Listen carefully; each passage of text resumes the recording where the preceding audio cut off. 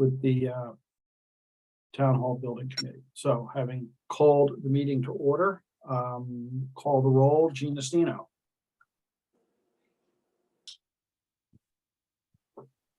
We'll come back to Gene.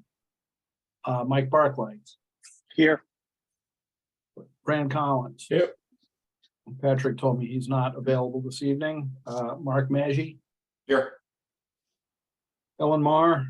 Present. Mary McGoldrick. Here. Ellen Wheeler. Meg Wheeler. God, do it to her all the time. But she's not here. But it's on tape. Too bad. And Rob Hillman is here. So And you have Jean as well. oh right. Hi, Gene. Hi, sorry, I have to reboot my whole computer, so I'll watch on the phone for a bit and then I'll switch. Okay. All right. Well, I think it makes sense to get right into it with the Town Hall Building Committee. You have a presentation. We're all eager to hear it, and then I'm sure we'll have some questions. The one thing I say to everybody who comes in prepared with a presentation is assume that we can all read. So we'll read your slides. You don't need to read them to us. I doubt that you would, but some people insist on it, and I think it's one of the worst things you can do to other human beings is read the PowerPoint slides to them. So, I'll hand it off to the Town Hall Building Committee. Phil? Sure. And Phil. everybody else, thank you for coming. Great. Sure, absolutely. Thank you for having us. Phil Lear, Chairman of the Town Hall Building Committee. We have, excuse me, tonight we have Mark Cameron and Gert Lubitz, and they're going to be doing a presentation. They have a PowerPoint here to show, so we'll let them get right into it. Go ahead. And just to confirm, if you can see the screen, right, with just a picture of the town hall? Correct. Yes. Okay, Yep. perfect. Up on the screen is a rendering from the Highland Ave view. Another one is a corner still on Highland Ave, and I'm sure you're familiar with these renderings from previous presentations. Committee members. So just a recap of how we got here. So our committee was assembled in 2019, and between 2019 and 2020, we reviewed options to renovate and rebuild the town hall at Highland Ave. In May of 21, we were appropriated money to proceed with a design of a rebuild and renovate option. And subsequently, in annual town meeting of May of 22, we were authorized to spend $200,000 to procure a construction manager for pre-construction services. So that's where we are at right now, and we are looking forward to annual town meeting in May of 23 here to seek the remainder of the funding to build the project.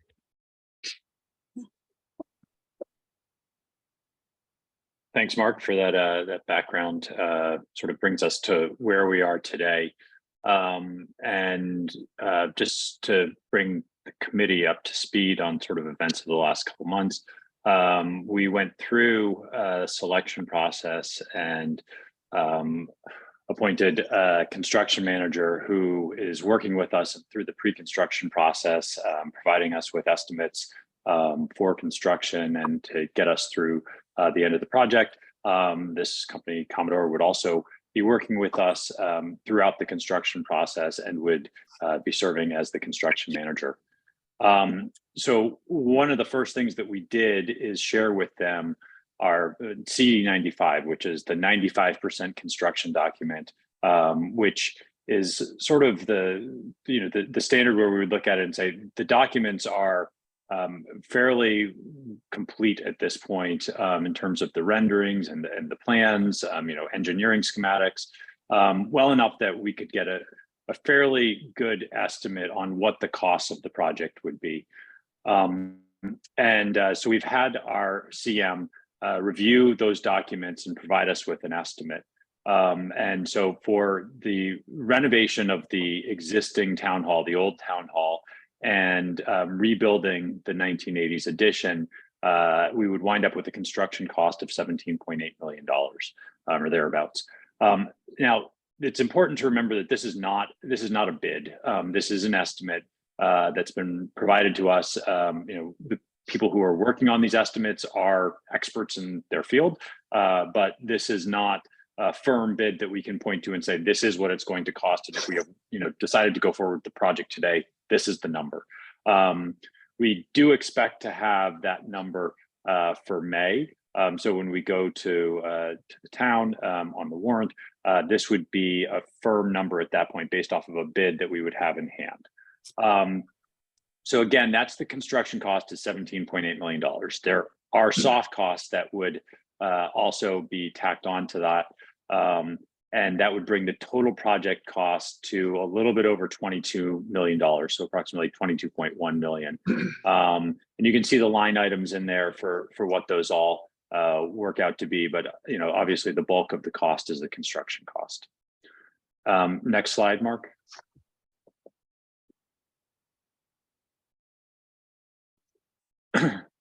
So we have that top line number, the total project budget of 22 and change $1 million. And that's not actually fully reflective of the amount that we'd be spending sort of from this point forward, right? So we have to look at some money that's already been appropriated to the project. There have been, well, it's listed here as 2 appropriations, but it technically is 3 appropriations. There was a $450,000 appropriation that was made at the beginning of this committee's tenure. The additional $750,000 appropriation that was made back at the May town meeting in 2021, and then the most recent appropriation of an additional $200,000. So essentially, we've got $1.4 million that's already been allocated to this project that we wouldn't be seeking funding for. There also is a potential for CPC grant. We've inserted a placeholder at this point of $6.9 million. That amount is not fixed. It's something that we've been teasing out with CPC, trying to get a sense for what we think is an appropriate amount for this, and it's subject to further consideration by the various town committees. I know the select board provided some commentary last night, but this sort of represents what we think a targeted ask would be, resulting in an overall sort of new appropriation of $13.78 million, or approximately $13.8 million. Next slide, Mark. So one of the things that we have wanted to do throughout this entire project to date is to constantly sort of level set and make sure that what we're doing makes sense given where we are at that point in time. And sort of the baseline that we've been comparing back to is what it would cost to just do a renovation of the existing town hall. So the 1980s edition and the historic town hall building. Now, recognizing that wouldn't even meet the needs of the town today, that we'd have a lot less flexibility. There wouldn't be adequate meeting and bathroom space for the town government, and just a lot of other things that we don't think that this is the right option for the town, but we do want to just level set and see what those costs would be. So we had those, we sort of came up with some rough estimates. And again, this is not based off of construction documents that we have in hand, because we've been pursuing this project strictly looking at a rebuild and renovate, but just sort of an assumed cost of what it would be. Construction costs would be about $13.1 million. Add on top of that some of the other soft costs that we discussed earlier, appropriations that have been made to date, and the CPC grant would essentially get us to a look forward cost of $10.4 million. So with that, we can sort of do a comparison and think about, well, what would it cost us from this point forward to get both of these projects to the finish line, and what that delta would be, and just to see, do we really think that that we're heading in the right direction? So next slide, Mark. So here we've got sort of the highlight, right? That shows what the cost would be, again, on a going forward basis, what the spend would be, what we'd be asking, for to be covered as part of the warrant for annual town meeting. And you can see the left option here, which is the renovation and rebuild, which is the one that we've been targeting for the last few years, as $13.78 million, approximately $13.8 million. And for a strict renovation of the existing structures would be $10.4 million. So we're looking at a delta of about $3.4 million between those two projects. And again, keeping in mind that it's not, you don't get the same thing for each project, but I think that's pretty apparent when you look at what the plans are and what the needs of the town are. That a strict renovation is really sort of not in the town's interest, and even at a lower cost basis, our recommendation is that we really should be focusing strictly on this renovation rebuild option, and the time to strike for that is now. Now, there are definitely some questions that we're going to have to look at, and financing is obviously a big concern, and what the costs of this project are. But as we've seen over the last 4 or 5 years, even thinking about what the design that we were looking at, that the town had been focused on 4 or 5 years ago, the overall project cost was it was a little bit more than half of what we're looking at today. There's no reason to expect that costs are going to be going down. We still have the needs for the town, and we still have a historic building that needs some attention. And so for that reason, and all the other reasons that we've talked about today, we really believe that this is a project that is something that we should be really pursuing and dedicating resources to at this point. And I guess actually there was one more slide, Mark, that you can show at this point. But again, this is just sort of emphasizing the point that I just made, which is that we really think that this is a project we need to move forward with at this point. Okay. Have room for some questions. Fran, then Mary. Yeah, you've mentioned several times in there VE, and it's a negative $600,000. What does VE stand for? That would be Yeah, I should have explained that a little bit before. So that is value engineering. So those are amounts that would be reduced based off of recommendations that were made by the construction manager. They looked at the CD95s, those 95% documents, and had some recommendations of things that could be changed. It's things like they recommended moving the sewer lines from one side of the building to the other side of the line, which saved $100,000 off the project. Other things like that they've looked at and said, we think that there are places where you can save some money without materially impacting the project in a negative way. Thank you. Mary, then Ellen. Yes, could we, first off, could we take the screen share down so we could? Sure. see each other? Awesome, thank you. So just a couple quick questions.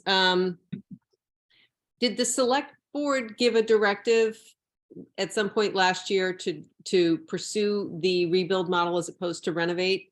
Has that conversation been had? I'm just curious. So the original charge was that it be at Highland Ave. So our restrictions were to Highland Ave, and then through the votes at town meeting and with the support of the select board, we pursued the renovate with rebuild option. So that was a function of the voices and opinions from the select board, as well as the votes at town meetings, because we do not, as we presented there, a comparison in terms of the theoretical options. The option to renovate only is not an option that has been designed at this point. It is not shovel ready. It is strictly, the cost for that option is strictly based off of square foot.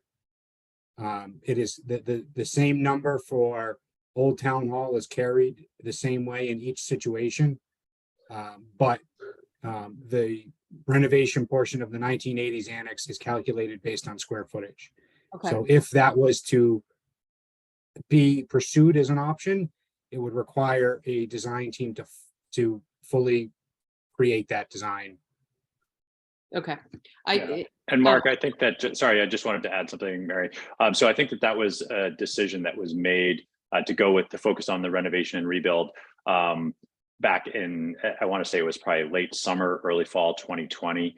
And we've taken a step back several times throughout this process to just, level set and make sure that things haven't changed in a meaningful way, that, so this is sort of, like the final check-in where we're looking at it. We're like, just want to make sure that we're still looking at this the same way and that nothing has changed with respect to the facts that all of a sudden make a renovation a totally different, ballgame than what we had looked at before. Okay. And then in terms of the 6,900 that you have as a placeholder for CPC, is that the amount of funding that you are eligible for in terms of, just from past experience, I know with what applies to in terms of renovating the town hall or the historic structure, or is that what you would like to see? Where does that number fall? That's what we see as eligible and what we'd like to see. So we have yet to present and meet with CPC based on these numbers. So that's a plug number at this point. We were previously given direction to ask for what we could ask for. Sure. And they can always come back and provide us with a different amount. Okay. So as of right now, that's what the historic portion would be eligible for. And so right now we've got that in there and that is subject to be determined. Okay. And then my final question, I know after the last go round, the town undertook a listing of what needed to be repaired, what was out of code, no longer could be serviced, et cetera, et cetera. We had the issue with the elevator last year, which could have been a lot worse than it ended up being in its ramifications. Is there, and pardon me, because I should have looked on the website, is there such a listing that's in print anywhere? For the deficiencies of the existing structure? Correct. No, we've mainly been operating off of the one from a few years ago. Okay. But we've been following that programming, and again, there are other things there that have probably been added to it since then.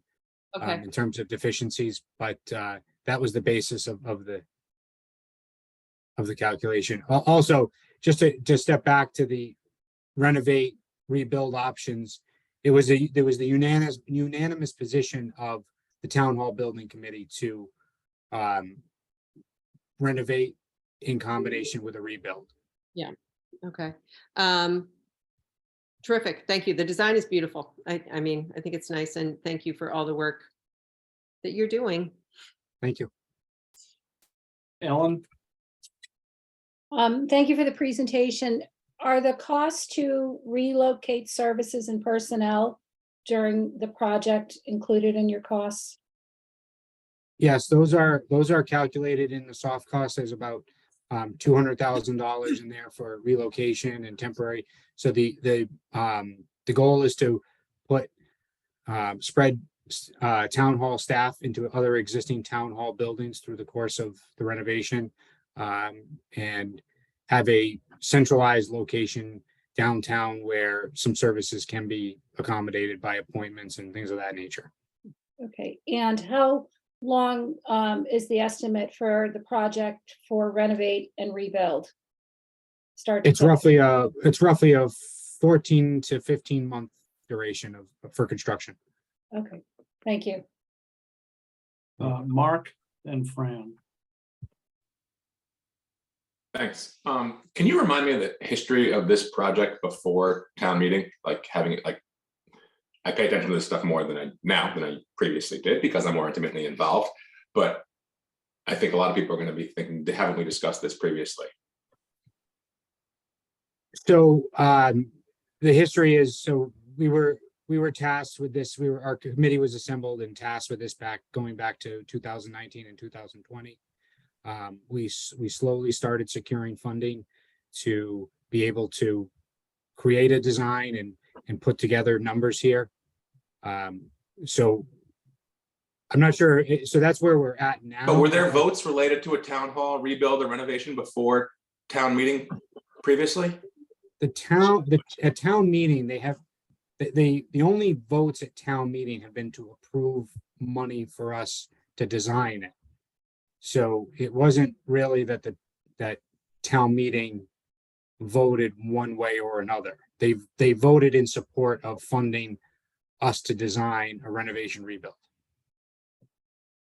And just a second, Mark, are you also referring to the previous projects that have been pursued? So the previous iterations of the town hall building committee? Yeah, maybe I'm going crazy. but Was there Yes. an iteration that was voted down?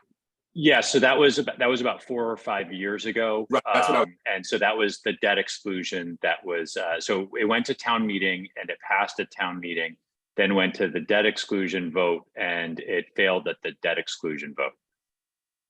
Right, and I guess I think the design's beautiful and I'm in support of this. I just think if I'm thinking this, probably other people who only half pay attention to this stuff as I used to, and now I pay full attention, are probably thinking, didn't we vote on this 4 or 5 years ago and say no? Like, that's my only, in terms of framing this, I think that needs to be addressed. Yeah. Yeah, so this Yeah, is, so I mean, technically, I think this is the third town hall building committee that we've had formed, that's reviewed, fourth. Fourth. So, I'm not I guess I criticizing would your say, work at yeah, all, so no, I don't do think think, like no, and I think it's a fair point. It definitely is. You know, this is an issue that hasn't gone away. And so it's, every time we're sort of tasked with going back to the drawing board and trying to figure out a solution to the problem, because, you know, the problem doesn't just solve itself, right? And so, you know, under the constraints that we have, which Mark alluded to some of them earlier, which is, you know, keep the historic town, renovate the historic building, keep town hall located on the common, keep a historic structure, historic look on the common. You know, given those parameters, we keep coming back to the same place, and you know, there's only so much wiggle room that you can have. I mean, if there was a desire to move in a totally different direction, we might wind up in a different place. But given the direction that we've been charged with, you know, it does feel a little bit, you know, to your point, that we're coming back to a similar place now, 4.5 years later. And, you know, but I mean, it's a little bit of, you know, that's what we have, and that's what we're faced with, given the asks of the community.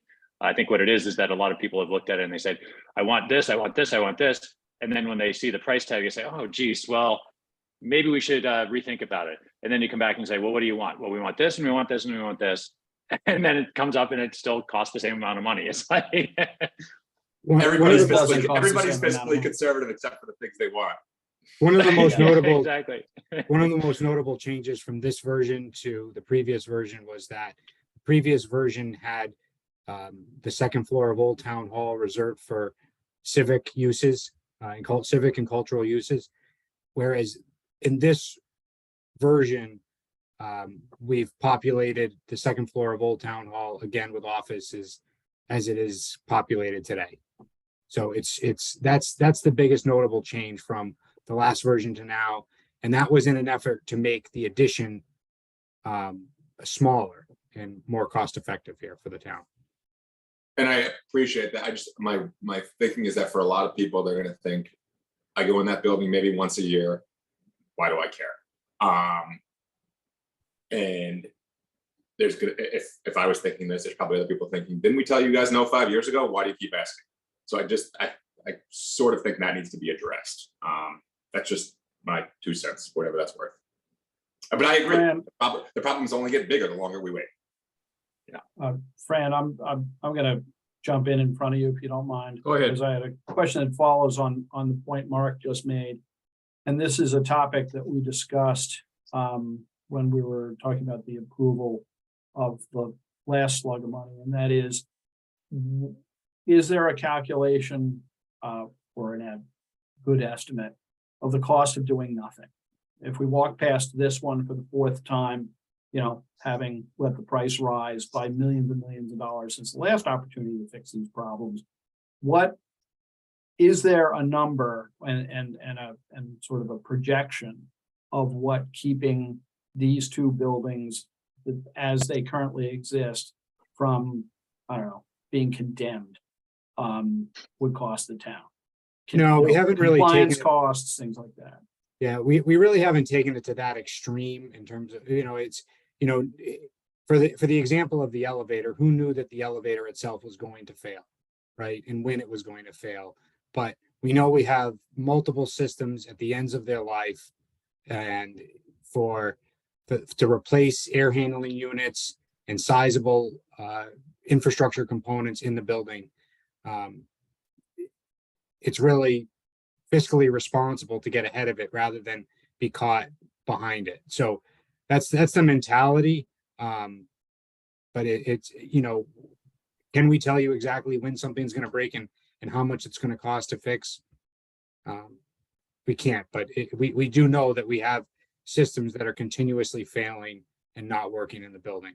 We have plumbing problems. We have bathrooms that don't get hot water, multiple areas that don't meet code from an accessibility and use standpoint. So it's why we I keep wouldn't- coming back to the option. Yeah, I wouldn't have expected, your committee's done so much work, as volunteers. I wouldn't have expected you, don't interpret my question as demanding that there be that number. I just think it's a good point to respond to Mark's good point Mhm. about how a lot of people will think, well, why should we do that? And, most of the voters, many of the voters in this town own houses. Many of them are old and bad, like mine. And the do nothing option, has a cost, and you get nothing for it, except another crummy refrigerator. So I just think that as this goes forward, those who endorse it, should be thinking about the responses to those points and a communication strategy also. I'll say this and then I'll shut up, but I say it all the time, the absence of a professional newspaper of general circulation in this town Oh. has done enormous damage to politics and public discourse, and getting a message out to voters that's complete. And it's not, too long, didn't read, some posting on some, website or page of some sort. And to get good, reliable information in front of voters, is critically important also. I'm sure I'm not telling you anything you don't already know. And that there are always some folks who are willing to say things that are not perhaps accurate. And that needs to be thought of and dealt with beforehand. But that's not this committee's charge. So I'm going to say that. And Fran was, I interrupted and Mary came in after him. I have two comments to make. One, in regard to what Mark said, to illuminate what you said, Mark. That other project that we have, which just isn't materially different than what's being proposed now. There are some changes. There's always changes to make things a little bit better. But a lot of hard work was done. A lot of I's were dotted and T's were crossed. The article was passed at town meeting, and a very small, very vocal group of people who were insistent that we not have this came up with a whole lot of untruths about raising your taxes and the schools won't have any money and it was going to cost $17 million and all kinds of the sky is falling type information. And when it came to town election a couple of weeks later, we lost by, I think it was 27 votes. It was not a huge overrun. It was very, very unfortunate that this very small local group were able to muster so much negative. It was almost like the Fox News of Cohasset, if you will. So, anyway, so that's what you guys got to be aware of when we go to town meeting and we vote for it. You've got to be sure that you do not let your guard down until the election comes. Now, my question about the new town hall is: did we talk about furniture and fittings? So is that part of the prices too? Are we going to use all the old stuff? The new furniture, so it's FF&E furniture, fixtures Yeah, and equipment yeah. is included in It is, okay. the project budget. Yes. My other question was about the office spaces and you got that covered. So, all right. Thank you. Well, thanks for all your hard work. I know how much work it is. Been there, done that. So. And just to add some sort of design elements that have been modified since our last set of presentations showing floor plans and in the schemes is we've sort of modified the there's a concession stand area in the old town hall entryway. So we've sort of modified that to make that a little bit larger to accommodate a not a commercial kitchen, but a catering like style kitchen. And so that the space could be used for the auditorium space could be used for functions and even generate some revenue potentially, similar to the way that the Lightkeeper's house is used. Yeah, good. And so that was something that has been a late change and add here to our project. So our design team is currently working on that. They gave us a layout that we approved, and the mechanical, electrical, MEP engineers are working on that, finalizing those details now. But that's something that's been added to enhance the use and functionality of the auditorium space. Rob, do you mind if I respond to your newspaper note there? I'm happy to hear. Go ahead, Phil. Well, it's a real concern, right? We talk about educating the public on these kind of things and getting the proper information out that's accurate. We have just hired a public relations firm to set up a new webpage for us, and they are currently putting together presentations so that we'll be able to address a lot of these things. It's not quite the same as putting a newspaper in everybody's house, but we will be able to refer people to this. And one of the things we're currently working on is the deficiencies in the town hall. You may know David Farag. He is working on this. He was involved this I don't know, probably about 15 years ago. He was involved in partial renovation of the old town hall, where they redid a bunch of the windows. I think it was about $300,000 they spent at the time. But he's very familiar with the structure, and we're happy to have him help out with some of the background of some of the deficiencies and what we can look forward to on for efficiencies when we move to a new facility. So we're working on that end of it. We're trying to get the PR out there best we can to educate the public. But thank you for mentioning it. Mary? Yeah, a couple questions. One quick comment. I think too, Phyllis and Mark and Garrett, as you work forward this, something that we banged into a little bit ourselves was partly Rob's point. It's not an issue of $22 million spend or zero. There's not a zero on the other side. There's a significant cost on the other side. So as much as you can nail that down and come up with a delta, that's a good thing to do. You guys saw the select board last night. You're with us tonight. Where it's roughly your schedule for the rest of your dog and pony shows? Monday we'll be doing CPC, and I believe next Wednesday we'll be doing capital budget. Okay. So we're just we out of respect to the select board, we did them first, and we're just sort of following in line with where the committee's meetings are. Gotcha. Wonderful. Thank you.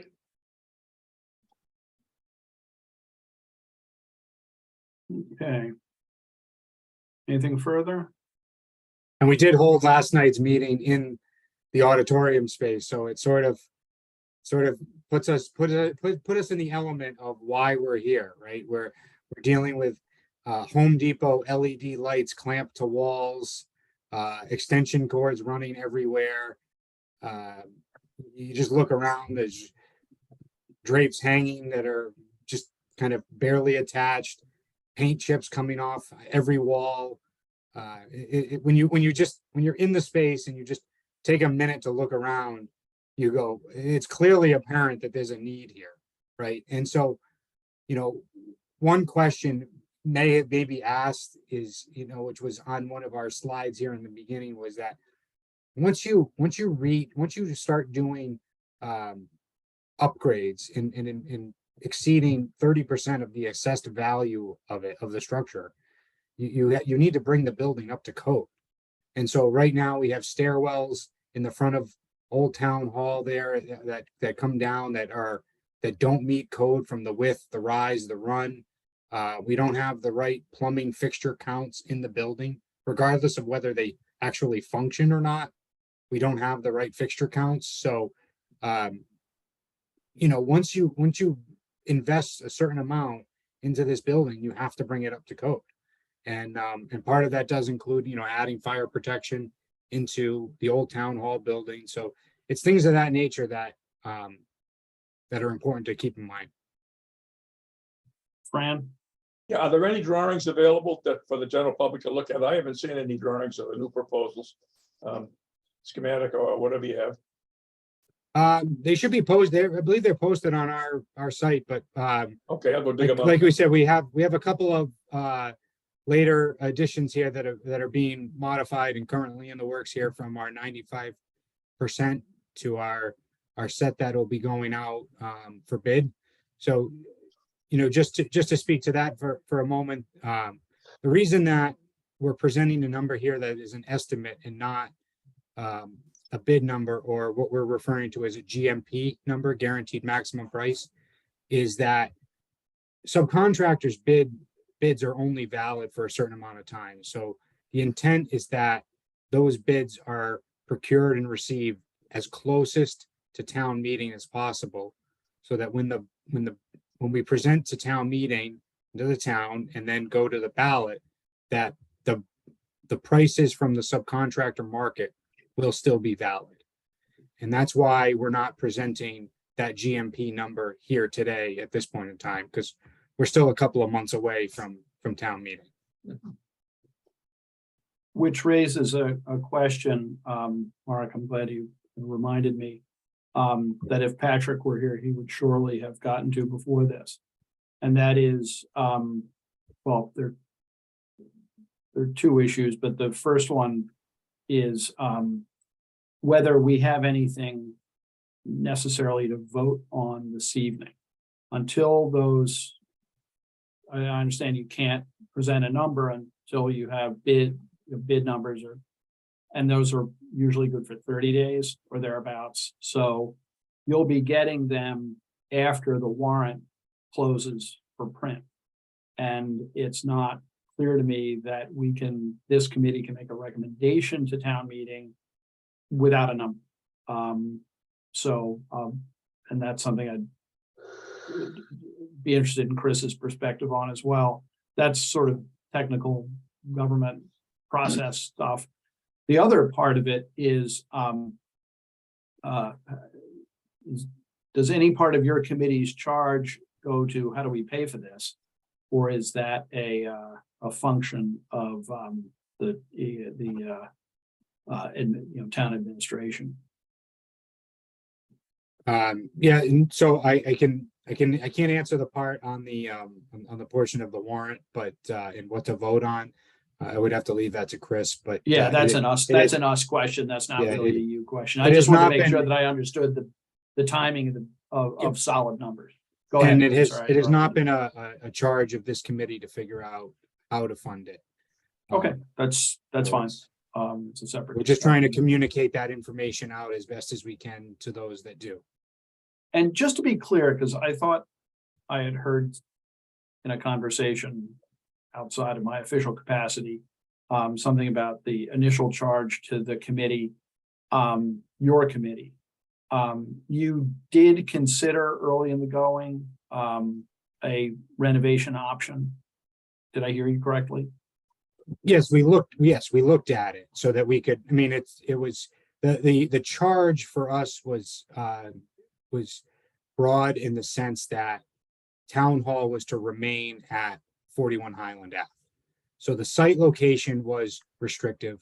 The historic building itself, the 1800s historic building, was restrictive, that must be renovated.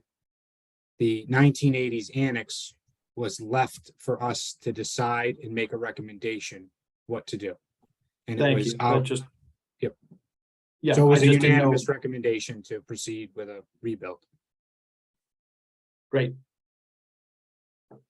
Okay, we're still more or less on schedule, but Chris, do you have any guidance with respect to, well, let me finish before we start doing government structure stuff. Are Are there any further questions for the building committee from the advisory committee?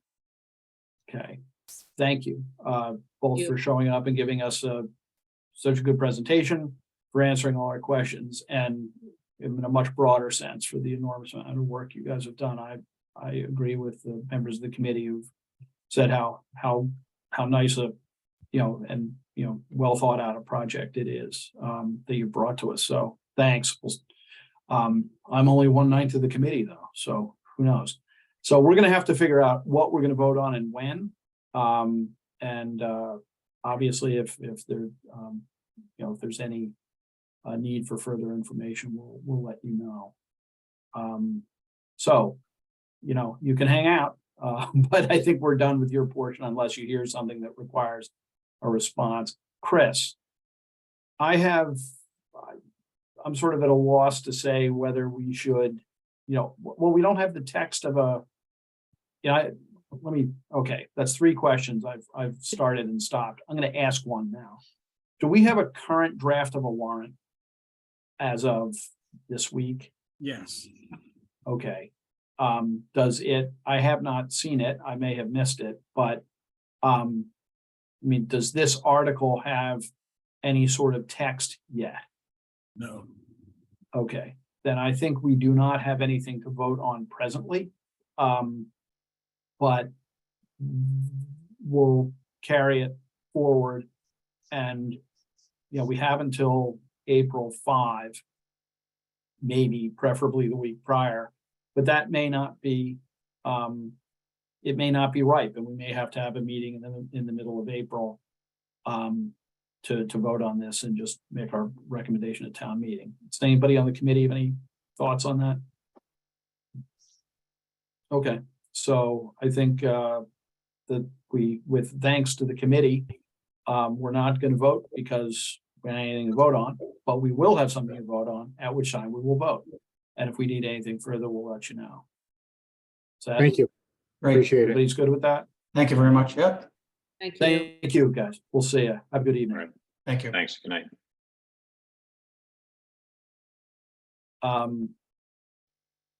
So, I just don't see an alternative to that. Let me ask the committee, is there any further information that we ought to be considering? Should we be assessing, a payment plan for how's it going to get funded? Before we make a recommendation to town meeting, it's certainly relevant. Mary? I think whatever our individual feelings are aside, on one hand, that the only thing we can really weigh in on is how this fits into whatever part of the budget it's going to fit into. And so that we have to have that. I also think we need to have some kind of listing of, and I know, Chris, that this was done after the last project wrapped, when this one started, of what needs to be repaired or replaced already in the building. Because I think you need to have those two next to each other.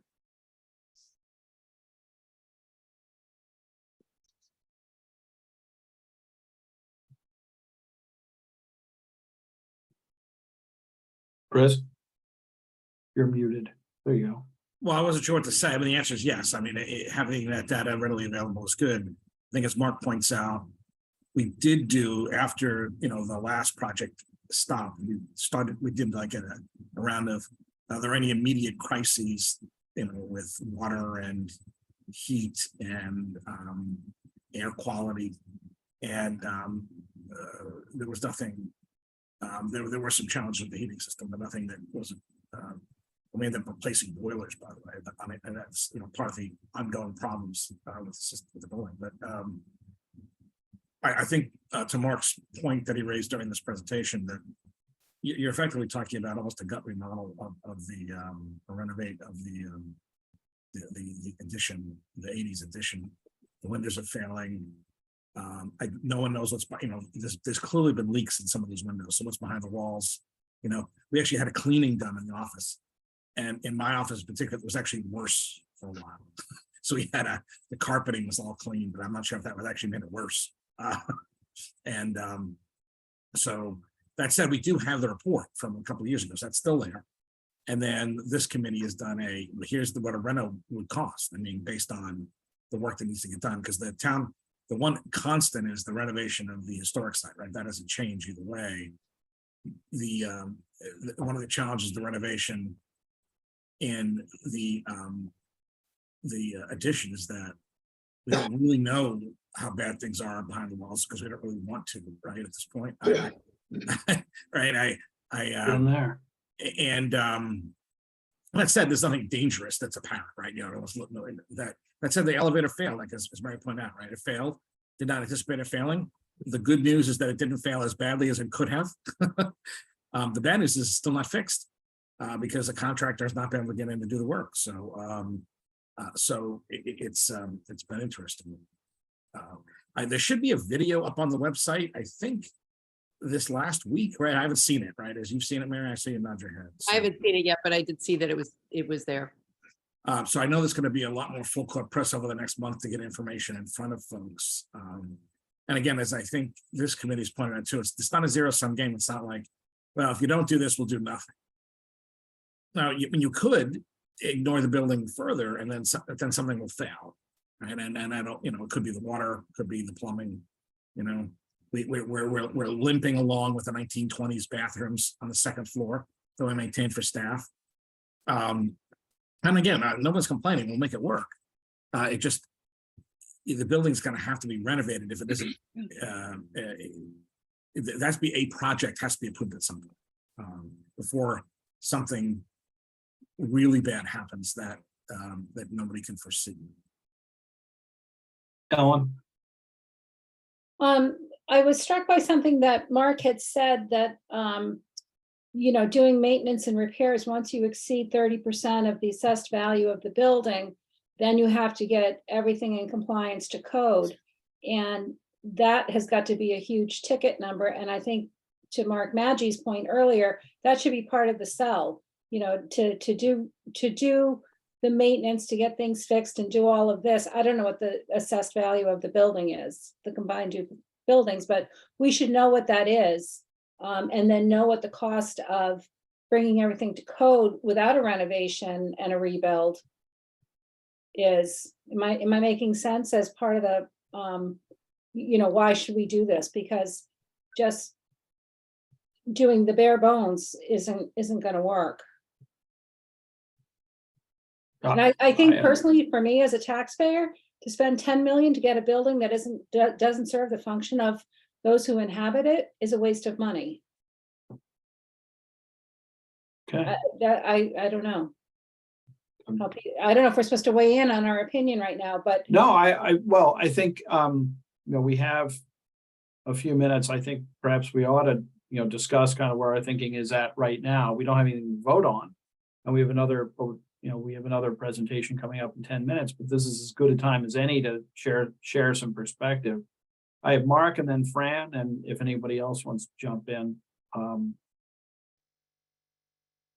Thanks. Just pulling on the same thread.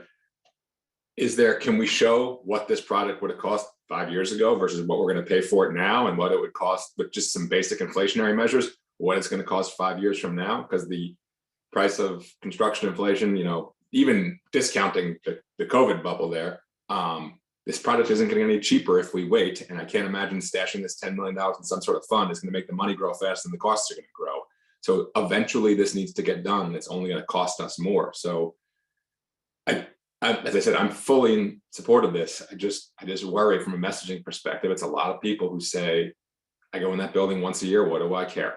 And the sell has to be stronger than I think it was last time. Because the messaging, to Fran's point earlier, you could almost feel the momentum swing on the messaging last time, 4 or 5 years ago. And it almost seemed like it was doomed by the time it came to vote. And I think we just need to be cognizant of that. Thank you. Fran? Yeah, that is unfortunate how that went the last time around. I just made my comments on that, so I won't bring it up again. But we have a substandard building. We have a building that doesn't meet the needs of the town. We have an addition that was put on in the 80s. It was poorly constructed, was not maintained, and is in very bad shape. So you could, even if you only go in the town hall once a year, We need a town hall. We need to have somewhere where our town administration can live and do what they have to do and keep our town on an even keel. So the fact of the matter that some people don't go to town hall at all. I don't know, not too many people go to the fire station either, but we still need a fire station. And that's probably the analogy we should use. Don't use me saying that as that being my personal feelings. Like we need to And make some people don't go to the dump, so, but we No. still need to have a dump, so. But if I can just The sneak, building is badly in need of redoing, and there's nobody that wants to save money more than I do. You know, I've been through it. I understand it. I've seen the physical plant. I've seen the mechanical plant. It's in very poor shape and it's not gonna get any better.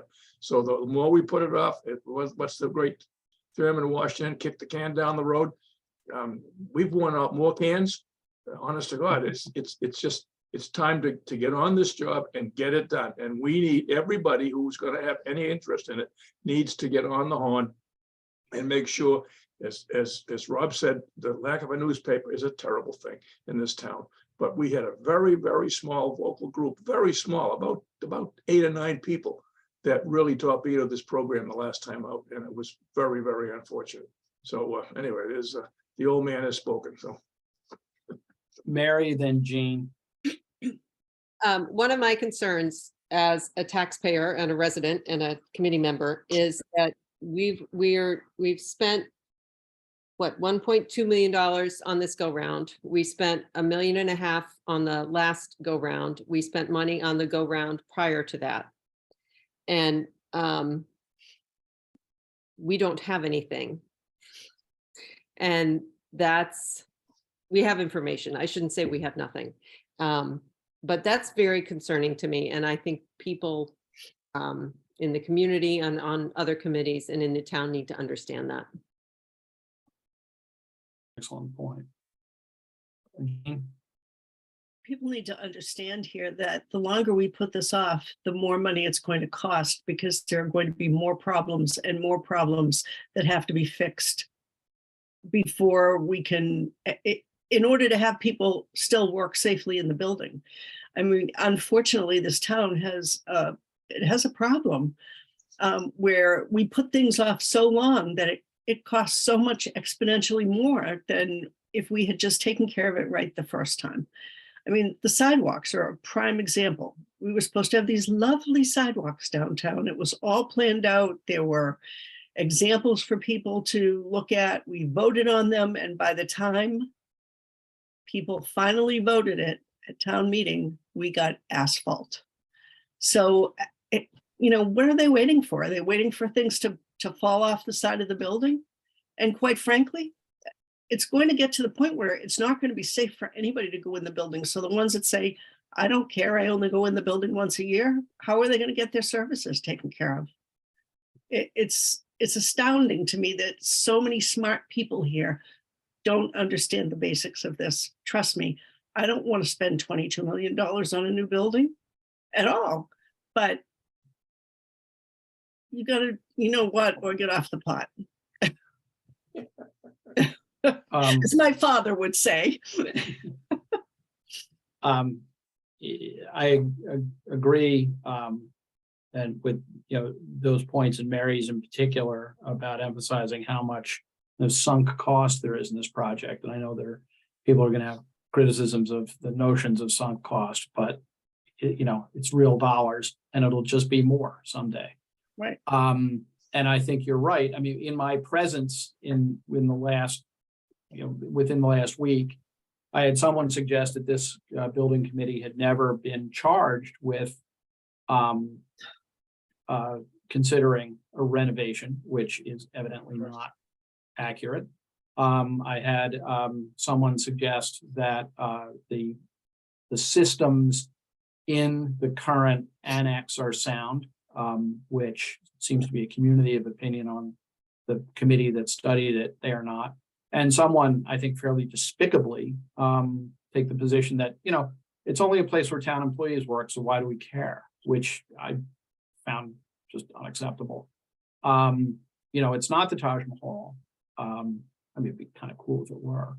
But I think that, and there'll be some conversations about how well, gee, at this particular point in time, costs are particularly high and they're going to go down because of X, Y, and Z. And I suspect that, particularly where Mark, if I recall correctly, is an economist, I'm inclined to take his view on future costs. And then he pops back in to correct me. No, I will say an economist who works in a government building where we are told we can't drink the water. So I have some sympathy for the folks working in the town hall building. Yes. Yeah, I spend a lot of my professional career in government buildings, and some of them are spectacular old restored courthouses, and some of them are East German style concrete bunkers. So I know what you mean. I saw Mike Barclay's hand up. I see Mike Barclay. There he is, and he's looking exceptionally spiffy. Good. Well, good evening. I've made it from the train to the boat and the car and made it home. So, and listen. Planes, trains, automobiles, and the advisory committee. Good evening, Mike. How are you? Yeah, no, I mean, I would just echo Gene's point about, I did a tour with Jason Federico of the town hall a number of years, 3 years ago or whenever it was. And you go down into the basement and you see some of the structural issues.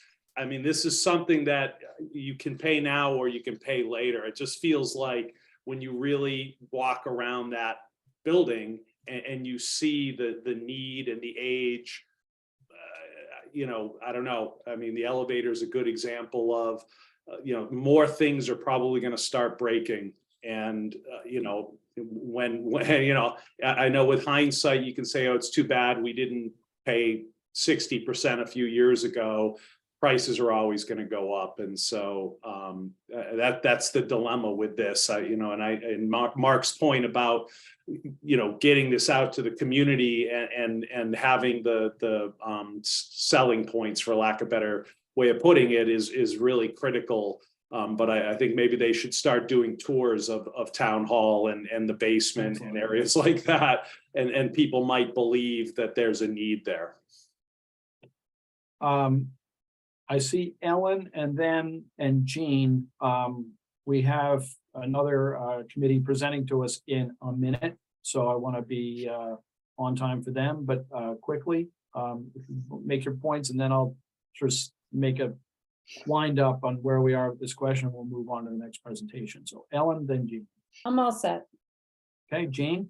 I was just going to suggest that maybe we should invite the people who were so vocally opposed to the project to be the first participants in the tour. Luckily, one of them's dead. Well, luckily. Oh dear. Tell us how you really feel. Okay, well, then it seems that we've kind of got to the last conceivable comment. I think that my sense of us is that there is probably a majority on this committee, if not a consensus, that is inclined to vote in favor of this. But I think we should keep it in our portfolio until we have something a little bit more concrete to vote on. I think that and I would say it out loud to our vast internet audience, and the folks who tune into our YouTube recordings. If there are counter arguments to be made, I'm not going to hold the Oxford Union online, but we're certainly, if anybody sends anything to the committee, it's going to get circulated to the members. So there is, and I think those of us who have attended a lot of town meetings over the last 10, 20, 30 years will agree that there's very little more tiresome than criticism from town meeting floor from people who never attend the meetings preparing for town meeting to vet those points. If they're persuasive, we want to hear them. If they're bunk, I suppose we want to hear them too. But it is, I think there's Gene, I think, talked about a proud history of doing things not necessarily the best possible way, and I think that's one of them. So okay, I've ranted enough. We had on our agenda a period of looking at miscellaneous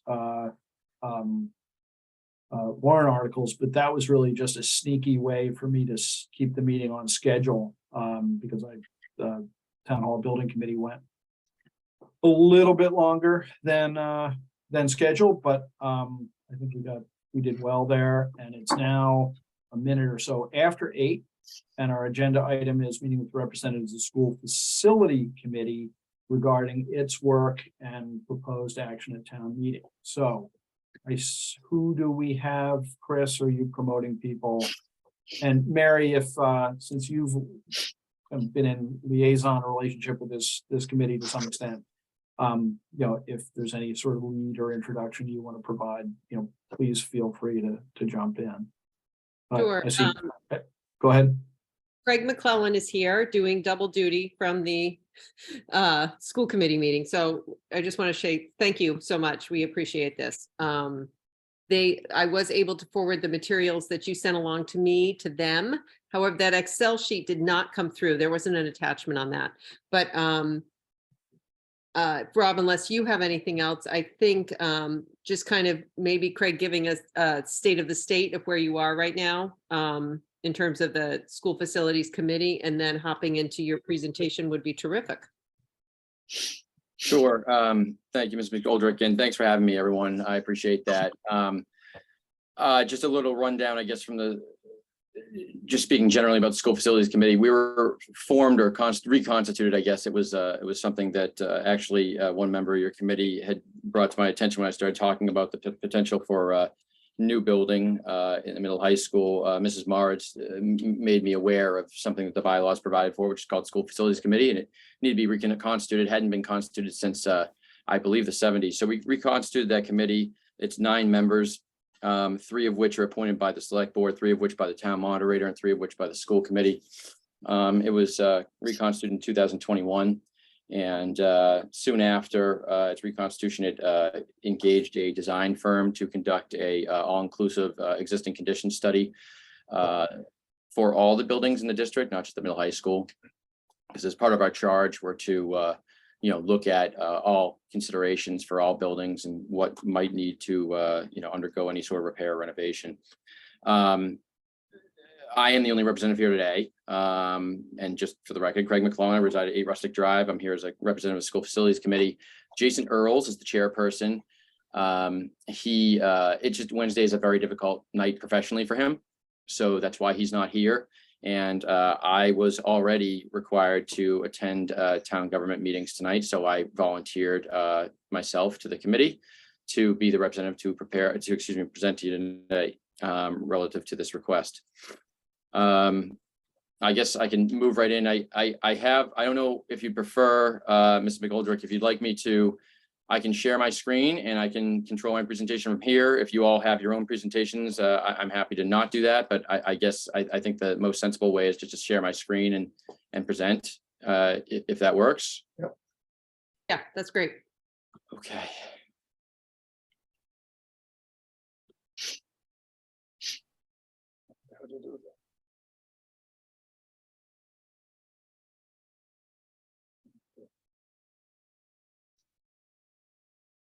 Okay, everyone with me? Yes. All right, I just put together this small deck. It's actually, well, it's not that small, but I'll go through it pretty quick because the bulk of it is just some photographs, some of which are taken from the existing condition study that has been circulated and some of you might have already seen. But as I'll be presenting on this a number of times, I figured it might make sense just to put this together. So I'll go through fairly quickly as you've all had it in advance, and I'm not one to read slides to everyone. We're all certainly able to do that on our own. Just be clear, obviously, the request here is for a $1.5 million allocation for a feasibility study for the renovation or replacement of Cohasset Middle High School.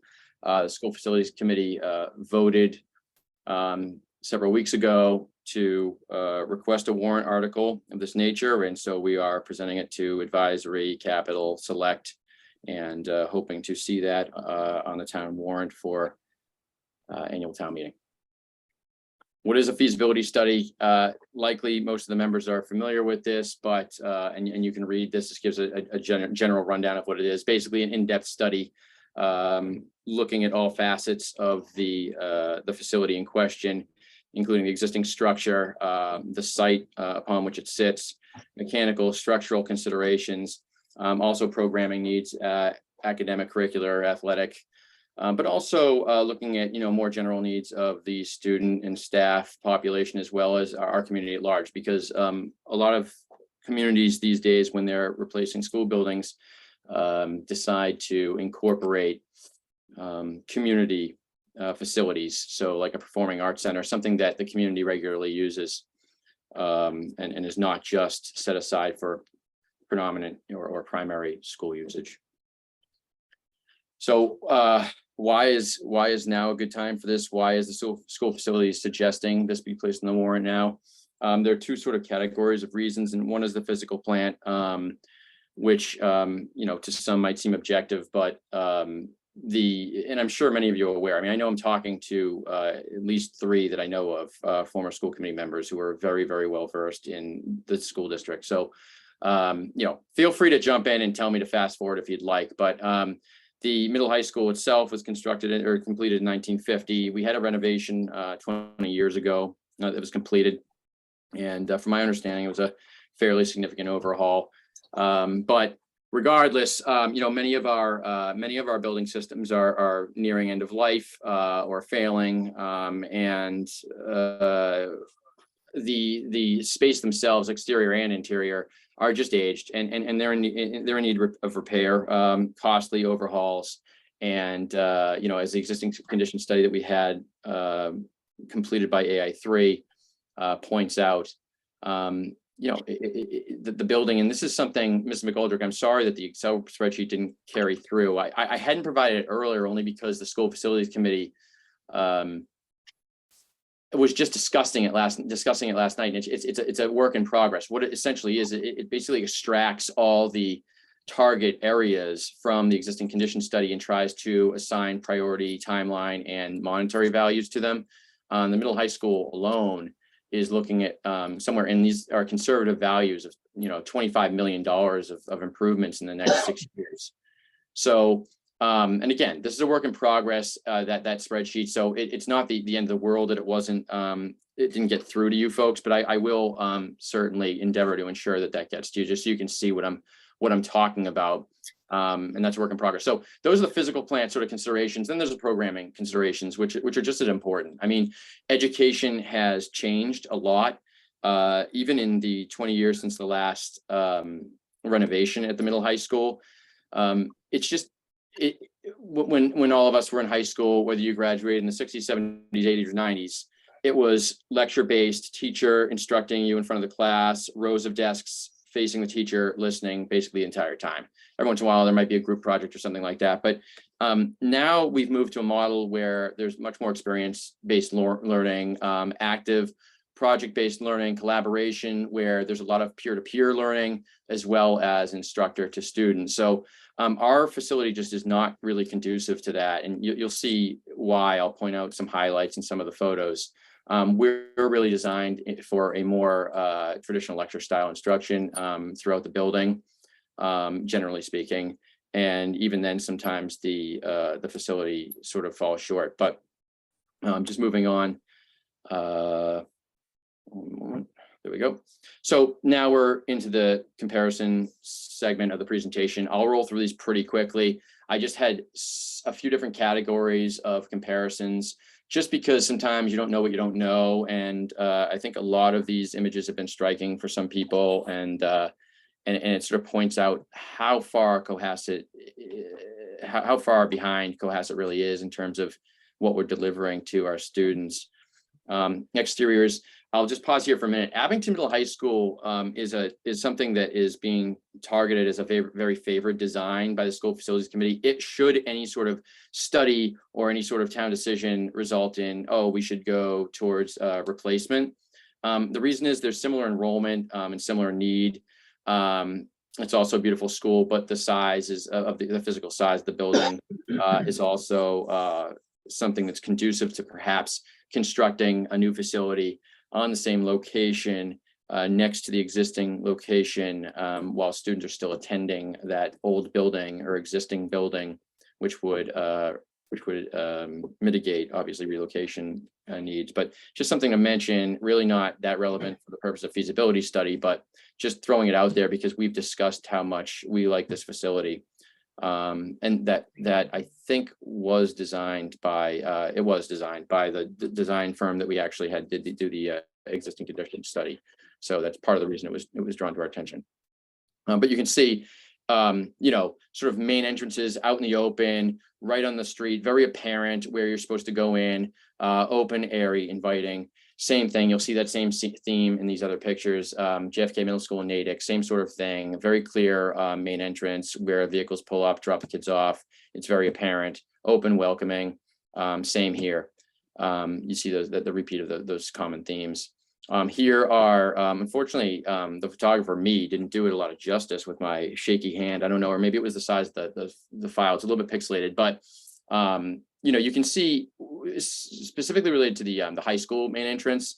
I mean, it's basically hidden. I mean, it's just, it's just not up to the same level as those other buildings, these modern school buildings that we're seeing. Middle school entrance is more along the lines of, you know, what we're looking for. I think it's a little bit more clearly marked. It's more welcoming. It's more centrally located. But still, obviously not quite as, you know, pretty, aesthetically pleasing, inviting, or accessible, given the way the roadways are to our buildings. We don't have pictures of, but we're all familiar with, obviously. Learning spaces. So these pictures are all taken from, they all depict, the comparison photos all depict school facilities in Massachusetts, with the exception of one in this set, which is Rhode Island, and that's clearly marked. So here, just a few things to point out, and we'll see these common themes throughout. Incorporation of technology, lots of natural lighting, furniture that is easily portable. So you'll see furniture now is almost always on wheels, obviously to accommodate this collaboration, sporadic and spontaneous collaboration within the classroom. Clever storage options, ease of access to utilities, and in this particular photo, you can see on the ceiling the clear climate control, which we don't necessarily have a grasp of in our current building. So these are some common themes that you'll see throughout. And that is, that's JFK Middle School in Natick. We saw a picture of the exterior a few minutes ago. This photo is taken from the Durfee School in Fall River. It's a high school. I included it because it shows, this is an innovation lab. So this would be a meeting space within a common area within the school. One thing that schools are starting to gear towards is creating simulated, like, real life situations. So if you're you work in a company, you know, or a corporate office, you know, this would be sort of the equivalent of a conference room. And, you know, I think it better prepares people for these, you know, team building, team exercises, you know, independent study, and in sort of, you know, peer activated projects. And you'll see this sort of thing where you'll see different aspects, whether it's in dining or learning spaces, where we're starting to see some similarities between real life experiences, meaning, you know, professional experiences, and academic institutions like middle and high schools. Here's a STEM lab from Beverly. Again, you'll see furniture on wheels. You'll see clever storage solutions as to cut down on clutter. You'll see those things hanging from the ceiling, the black boxes hanging from the ceilings. Those are pull down utilities to ensure that there's ease of access to utilities from virtually anywhere in the classroom. You'll see the openness of the classroom, the welcomingness of the classroom. It's not just like one small area of ingress and egress, and again, incorporation of technology. So, you know, you'll see these things throughout. This is, again, one of those real life situations where you'll have like a breakout meeting room. This is an important photo because you'll see the contrast between what we're working with at Cohasset Middle High School. This provides teachers with an option to separate the class from some learning in a more lecture or direct instruction style to being able to separate certain groups into a directly supervised area that's still partitioned off, where they can engage in peer-to-peer collaboration and then switch off. So it's really conducive to some more robust and enriching learning experiences. And I'll refer back to this breakout room when I'm showing the pictures of Cohasset in a few minutes. Quickly, common spaces in modern day schools are passive learning areas. You see, you know, interchangeable learning experiences in the hallway, where these signs can be switched out, changed. The TV screens obviously can be changed. So as the kids are even walking around, switching classes, they're learning actively. You can see in the left photo, both of which are taken from the JFK School in Natick. The vertical garden there is actually connected to one of their their horticultural labs, which is pretty cool too. It's a design element. This is the school from Rhode Island, the single picture from Rhode Island, this entire presentation, just showing the sort of, again, real life version of a science lab where instead of a space set aside for lecture, the students are going to be directly instructed while they're doing, right? While they're experiencing this, and a lot of natural light, direct access to utilities. You can see that's, well contemplated in the design with those black boxes hanging down with the retractable cords. This particular room, they have, horticultural, stands here. Obviously anything could be there. But I just thought it was useful to show sort of a modern science lab. So we're moving to Cohasset spaces now. You'll see in Cohasset a lot of times we'll have these awkward spaces where we're doing, I think, the best we can with them, but sort of some awkward entryways. A lot of times there's no natural lighting solutions, no good climate control solutions. There's no integration of technology, nor was it really contemplated in the original design in order to sort of add to that. You see some of these sort of jerry-rigged solutions to that, where you have pillars in the middle of the classroom giving access to utilities and internet, and sort of an awkward setting for the instructor as well. Here again, a little bit blurry, but you can get the sense. This is basically what we're all used to, a classroom that we would have gone to when we were in high school, and nothing has changed. And this is a history classroom in the high school. And you can see that the windows, there's some natural light for sure, not floor to ceiling like you see in a lot of the modern day classrooms now. Also, the classroom has that one door, regular classroom, right? It's not like these retractable doorways where it's open to the hallway, more inviting. There's not deliberate incorporation of technology, things of that nature. Here's a STEM lab in Cohasset, right? So you see, obviously, they're doing the best they can with those antiquated desks, limited storage, no access to utilities, and no incorporation of technology.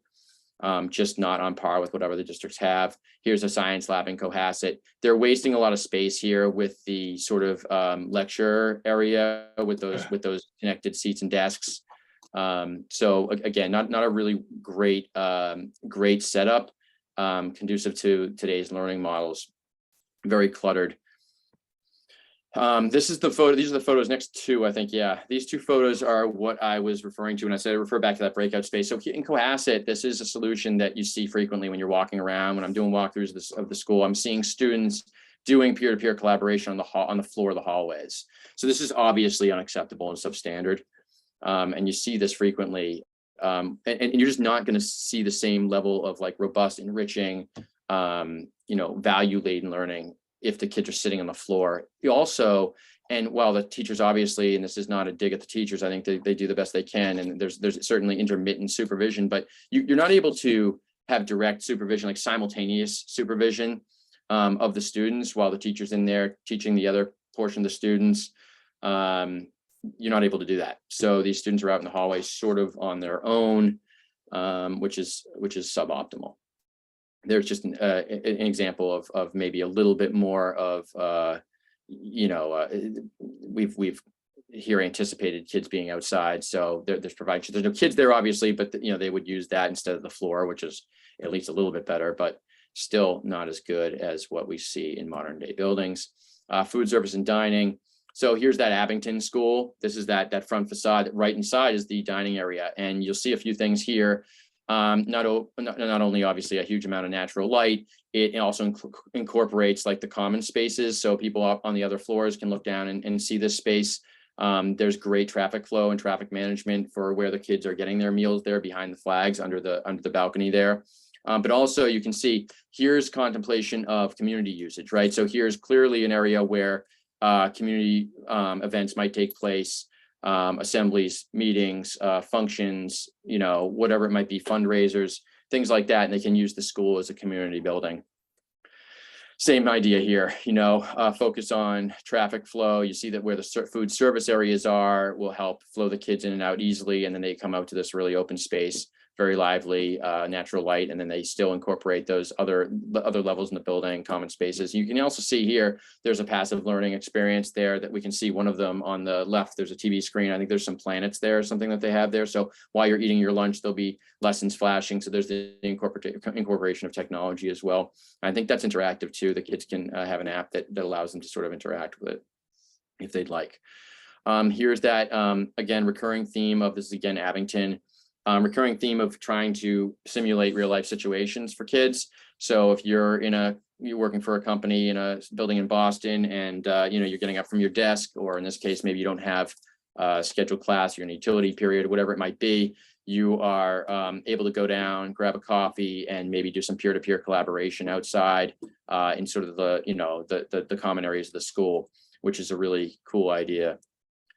Here's another example of sort of open dining. Same themes. We're seeing the same things again. In contemplation of the community using this event, you can see a community event here. If they fold up the lunch tables, there's all kinds of things that they could have in this space. Very inviting space. Here's Cohasset's dining, food service dining areas. Excuse me. On the left is the main cafeteria, and on the right is that senior cafe, which is basically converted sort of atrium hallway area.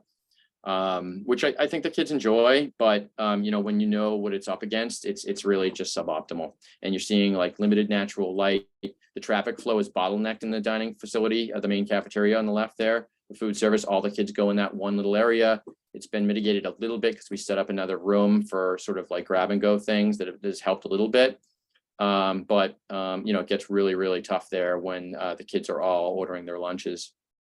So really not and obviously no community group would really, I think, be jumping at the opportunity to have any sort of event in this room.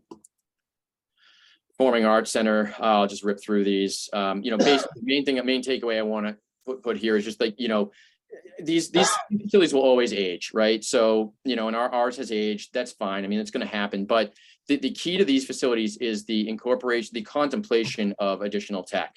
So you'll see, and you can't really see them from the photos, but here you'll see a control center in the middle of the room.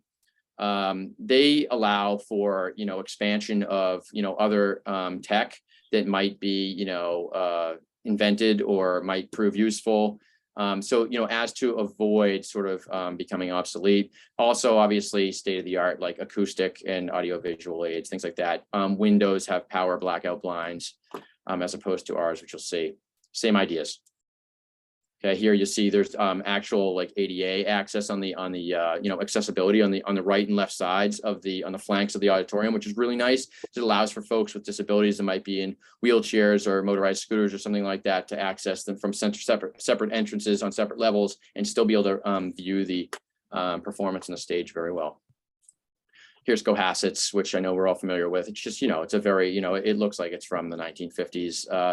The drapes are not blackout, so there's still natural light seeping through, and accessibility is grim. So don't want to dwell on that. So so there's just some comparisons just to understand where the school facility committee is sort of coming from in terms of why we think it's fairly urgent. Now, a major question, and I'm certainly not going to ignore it, would be, well, aren't you all aren't you seeking state subsidy through the MSBA or the Massachusetts School Building Authority? The answer is yes, we have and we are. The issue with that is we were not accepted this year. We are submitting an SOI again shortly. We've already decided to do that and voted to do that. The problem with that process is that the MSBA is appropriately a needs-based organization. I mean, it prioritizes underserved districts, right? So many districts that share Cohasset's, many characteristics and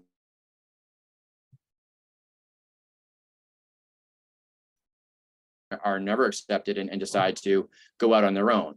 And that's sort of the primary reason why I'm getting a notice that my internet connection is unstable, by the way. So if I start breaking up, let me know and I'll try and do something about that. So that's one of the major reasons, the uncertainty of the MSBA process, especially for a community like Cohasset, is one of the main reasons why we are putting forth this this proposition of a feasibility study. And so that leads me to the first bullet here.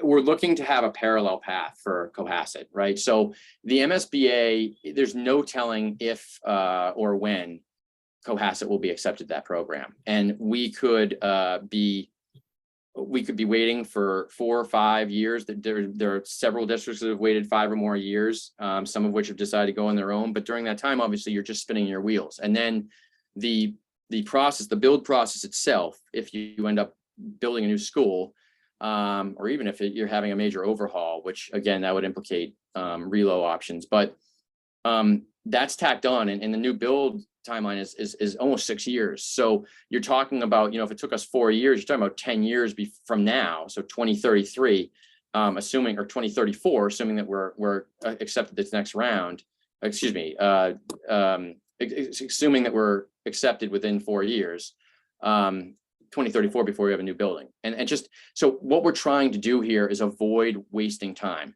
So we're looking to do a feasibility study with it, which is a necessary first step, regardless of which path we take, private or state funded.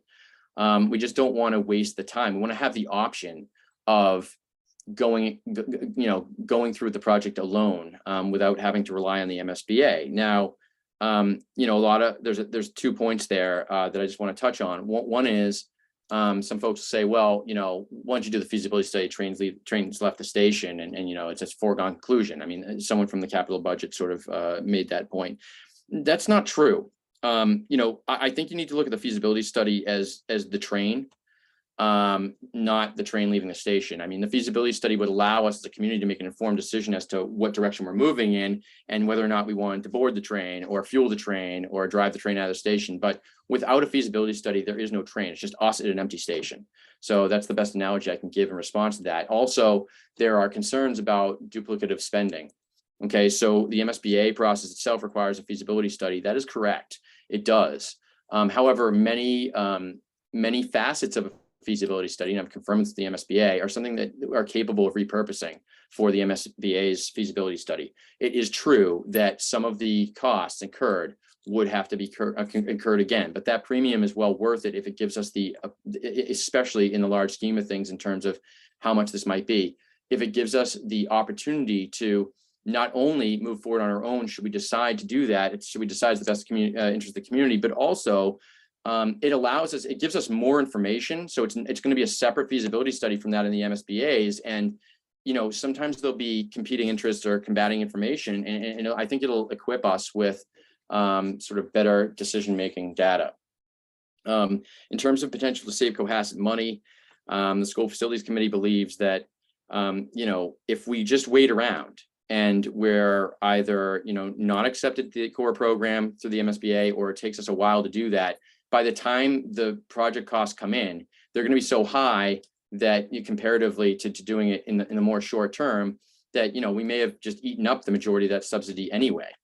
Increased project costs combined with the inflation can be significant when you're talking about a large scale project, whether it's renovation or a replacement. So that's an element to consider as well. I touched on the fact that it'll make us, able to make more informed decisions, not only about the school, but, I know that, we're just talking about the town hall, and those aren't the only two, examples of infrastructure within Cohasset that need major overhauls. I mean, public safety, water, sewer, DPW, the roads, there's a lot in Cohasset that needs to be done. And, having a feasibility study conducted relative to the major department in town would be extremely helpful and arm us with some very, very important information. And lastly, and I don't think, it's not immaterial that we've engaged a design firm to conduct an existing condition study for all our school buildings. They have identified many major areas of concern and deficiencies and failures within the middle high school. And, obviously we matriculate a great deal of students through there. We're certainly an academic centric community. And I think that, putting this before the community certainly shows that we're taking immediate action relative to the existing condition study that we have. And also just, looking at these photographs, I think it puts to the community, hey, is this something that we want to take action on now? Just in terms of information gathering. We're not building a new school. We're not renovating the school. We're not spending $100 million on anything. We're spending $1.5 million to gain information that will allow us to make better decisions for the future of Cohasset. So that is the entirety of my presentation. I'll stop the share. I'm happy to answer any questions that I can answer. Thanks for having me.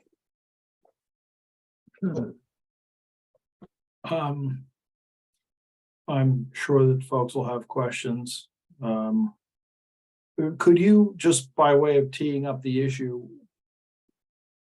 tell us precisely what it is your committee is proposing to town meeting? It's $1.5 million to fund a feasibility study. Is that it?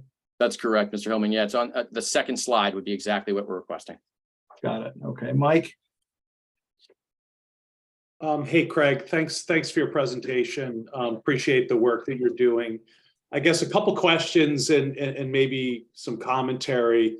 So we went through one round with the MSBA and were not invited into their program. Did they give specific feedback as to why we were not invited? Did they disagree with our assessment? Can you give some more color around that? Because all I know is we weren't invited in, and then the next round opened on January 13th. So that's all I know. So if you could start there, that would be great. Of course, yeah. So that will be how it goes every single time, in terms of they'll come out with a decision and then immediately thereafter, the next round will open for SOI submissions. But in terms of the specific reasons why Cohasset was not invited, they will not identify specific reasons. I will tell you that I've obviously had many discussions with the MSBA. It centers on the fact that they prioritize underserved communities. So you're going to have a whole host of various municipalities requesting state subsidy for various school projects. And you can imagine how many school projects are in need throughout the Commonwealth. And when you compare, the financial and other needs of other communities, especially more urban communities, to that of the maybe more objective needs of Cohasset, I think that, and this is, what I'm extrapolating from my conversation with MSBA. There's no one from the MSBA that is saying this, but this is what's become apparent to me. It's just, it's a needs-based organization, right? So Cohasset is not going to be, I think that we did get a senior study completed, which means, and that what that is that they actually physically come to look at the school. So that's certainly the next level, which signifies that the school is in need. But I think that our community is going to be always competing with that of underserved districts. So just kind of commentary and just to show my cards. So I was on the advisory committee in Hingham and the liaison for the East School construction project. Hingham's had 3 schools approved in 15 years. I'm not sure they necessarily passed that needs-based level. And the Foster School, they just went 4 rounds to get approval there. I guess my, having been intimately involved from start to finish with the East School project and supporting it on the floor of town meeting as a member of the advisory committee, it seems to me, I guess what I'm a little bit worried about is that it always seemed that working with the MSBA, they're sort of the experts in this. And I guess I do worry a little bit about what the messaging is if we're saying, we didn't get invited in one round, so we're just going to kind of go off and create this parallel track. What does that demonstrate for our commitment for working with the MSBA? I'm just, throwing that out there as a concern. And so I guess that's we are submitting, you did say we're going to submit again for the round that just opened in January, which has to be done by April. Is that correct? That's correct. Okay. And in response to your concern, I also harbored that concern and directly asked the MSBA about that. I neglected to point that out during the presentation and meant to, so I'm glad that you raised it. The response was that it would not adversely impact, our application, that if anything, it would announce to them that, Cohasset was serious about its commitment to its schools. Again, several facets of our feasibility study. Again, this is just the feasibility study, right? We're not voting to do a new school on our own. Would be repurposed to theirs and could save us time. But it certainly wouldn't. I think the understanding I have from speaking with them is that it would just announce to them that all we're doing is sort of putting on a belt and suspenders. Okay, because again, having been through the process, I know it's a tricky timeline, the way they take you through it. And one of the things they look for is confidence that if they bring a town into the process, that it's not only going to get the 2/3 vote for debt exclusion at town meeting, that it's also going to pass at the polls. And so, I think it's, in terms of working with them, getting it out there with support so that they have confidence in that is important to working with them. And, I know in the case of the middle school in Hingham, I believe that was just the Whitman Hanson High School. So they basically said, okay, we have a need, MSBA, what do we have to do to work with you? And, you've got this great template in Whitman Hanson. We'd be happy to make that our middle school too. So, I guess just in the spirit of, wanting to see success with this and having the town and the community really behind it, I do think that has to be demonstrated to the MSBA. And I know driving through Hingham on my way to the boat for work, like there were signs for the Foster School, lawn signs of, support. And so it was very evident that had the support of the community. Yep, I believe the town voting to conduct its own feasibility study would demonstrate that we're committed to the process. Okay. Thank you. Thank you. Anyone else? Ellen? Hi, Craig. It's good to see you. You as well. A couple of questions. Is the 1.5 million, do you have a quote for that? Or is that an estimate? It is an estimate.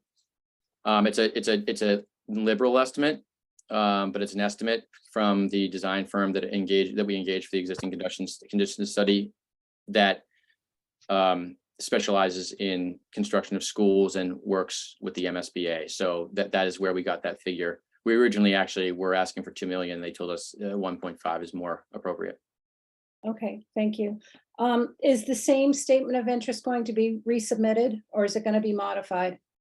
It will be the same statement of interest, except this year we are going to submit 2 because the MSBA said that we need to treat it as 2 different schools, even though it resides in the same physical structure. Okay. Okay. What struck me in the original statement of interest on the cover page from Dr. Sullivan in points 2, 4, and 6 were bullet points about growing enrollment, overcrowding, prevention of severe overcrowding expected from increased enrollment, short-term enrollment growth, priority on elimination of severe overcrowding. And I don't think the enrollment numbers support that. And I don't know if, based on the NESDEC November 2022 enrollment figures compared to the May NESDEC, May of 2020 NESDEC enrollment figures, which showed an average in the same period from 2023 to 2029. NESDEC's own enrollment average figures dropped 100. I mean, dropped to 100 students. So in May of 2020, they said we were going to average 1,515 students. And in November of 2022, we were going to average 1,412 students. And we know we've lost in that time frame 186 students. So I don't know if overcrowding is the best foot forward on a statement of interest as opposed to student achievement, because I just don't see the data that supports it. Okay. I'm not in a position to disagree with you. I think it seems that you're better versed in the enrollment figures than I am. I don't know what although I actively assisted in the drafting of the SOI with Dr. Sullivan, I don't know. I did not have to do with that particular facet of it. I'm not sure what led him to put that in, so I can't answer for him. But I think it's a salient point, and I'll certainly raise it with him when we're about to do it. We're about to have the school committee vote on resubmission, and then Dr. Sullivan and I are going to resubmit in the next, I think, 2 weeks, because then we got to get it before select. They have to vote on it, and then. Right. So that's just my observation from the statement of interest. I'm also interested in, and I think a very salient point for the community is and I don't expect an answer right now, but like, what would the expected academic outcomes be? Because you talked extensively and showed in pictures, collaborative learning spaces and flexibility, and how school, school classrooms and things are outfitted better for technology. And so how does that translate into academic outcomes? Because if it doesn't, kind of wonders why we would do it. So I'm just curious if some of the other benchmark districts have seen improvements. Duxbury has a new high school, Marshfield, Hingham, as Mike had mentioned, has new schools. And do we see improved? Because I think that's the reason to do it, is to enhance the learning experience and increase and improve our academic outcomes, much of which your FY24 budget is based on, based off MCAS data. So I can't tell you whether we'll have better MCAS scores if we renovate or build a new school. I will absolutely say that, to me, there would be an objectively improved academic experience, because it's just, it is proven. I mean, I don't have studies to support this statement offhand, but it is absolutely proven that and this is why education has moved in this direction, that the project-based, experiential-based learning model provides a more value-laden, more robust academic experience. Now, in terms of, I think you were also speaking about student achievement, whether a new building or a renovated building is going to result in higher achievement.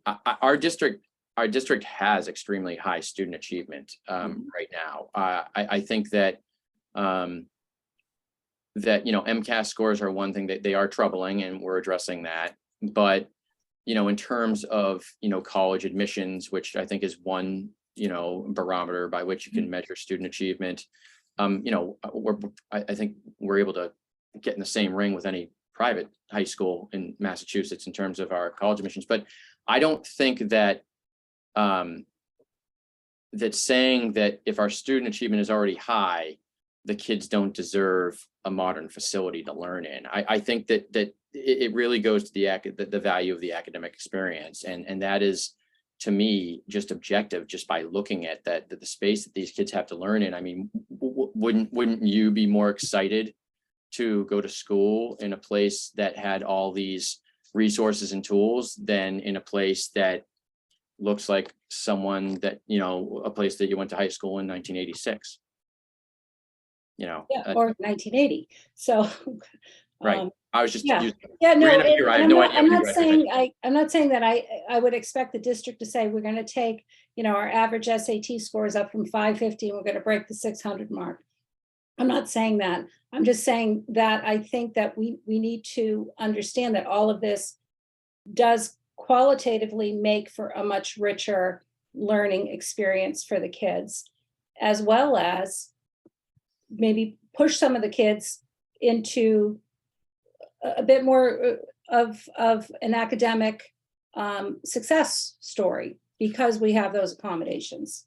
Can I also just say, Mrs. Marr, that that's kind of one of the reasons behind the feasibility study. Again, we're not asking for money to build a new school. Right. We're just asking for money for a feasibility study, and that feasibility study is going to take into consideration academic and curricular programming and student and staff needs, right? So that will give us information. That will give us some of the data that you're talking about by engaging this study. That's part of what it will provide. Okay.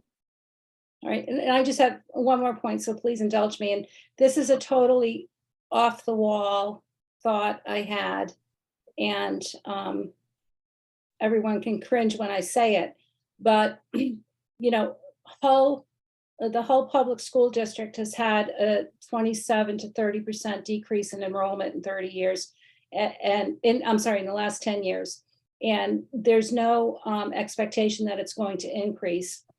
And when I was on the school committee with you and we had met with MSBA, our first preliminary meeting, there had been conversation, not about Cohasset Hull regionalizing, but about the ability of MSBA to really get behind sooner rather than later districts who consolidate that are not growing, but are either stagnant or declining, and supporting a regional middle high school. And I know there's a lot of differences. You know, you think of the typical regional middle high school of Dover Shoreborn. Those communities are very similar demographically, socioeconomically. Hull and Cohasset are not as similar. They have a lot of similarities, but not as similar. And just a thought if it had ever come up in conversation. It has. It certainly has. And I think that, again, that's something that would be considered in a feasibility study. That's a concept that would be considered. That is, as you alluded to, with the preface to your statement, that is going to be a community issue that I think will spark a lot of interest. You know, it may be people move to communities for their schools, right? So that would be something that people would, I think, need to really get their arms around. But again, I think it might be part of the solution, and it's something that needs to be considered. And I think that it is something that would be considered with the feasibility study. That it would be. They would look at the various needs of the community, and they would look at the nearby. They would absolutely take that into consideration. And yes, it has been discussed, Mrs. Marr. Yes. Thank you. Mary? Yes, thanks, Craig. One question. So the Excel spreadsheet that you guys started, or did you mention that you voted on it last night? I saw that it was on the agenda, but It was just initial discussions. It's not. It's a work in progress. I mean, it's going to take a while for us to get our hands around. And Sure. as part of that, there's a security element to the capital improvements, and that's not public for obvious reasons. So we have to have like an executive session to get. Even the group doesn't have the itemized. There's like a total of estimated security related costs for each building, but we need to see what those are, to see if there may be cheaper solutions for them, to see if they're really completely necessary in the short term, because obviously safety this day and age would be the number one priority. So as we're prioritizing these capital improvements, we're going to be meeting next week. This is an ongoing process. Now, we're far from a vote in terms of it making anything official or requesting any money from anyone about anything.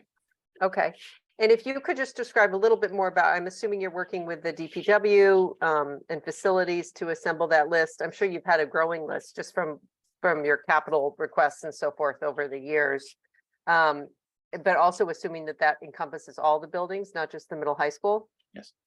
Okay. Yes, it's all buildings, and facilities was very much involved in the existing conditions study. So that study is sort of the home of all of the deficiencies that were found within the schools. And then Okay. this spreadsheet extracts those items and tries to assign like urgency, timeline, and like chronology and cost to them. To sort of help us get our fingers around them. Again, this is like a work in progress. It's a lot. So there's two things going on.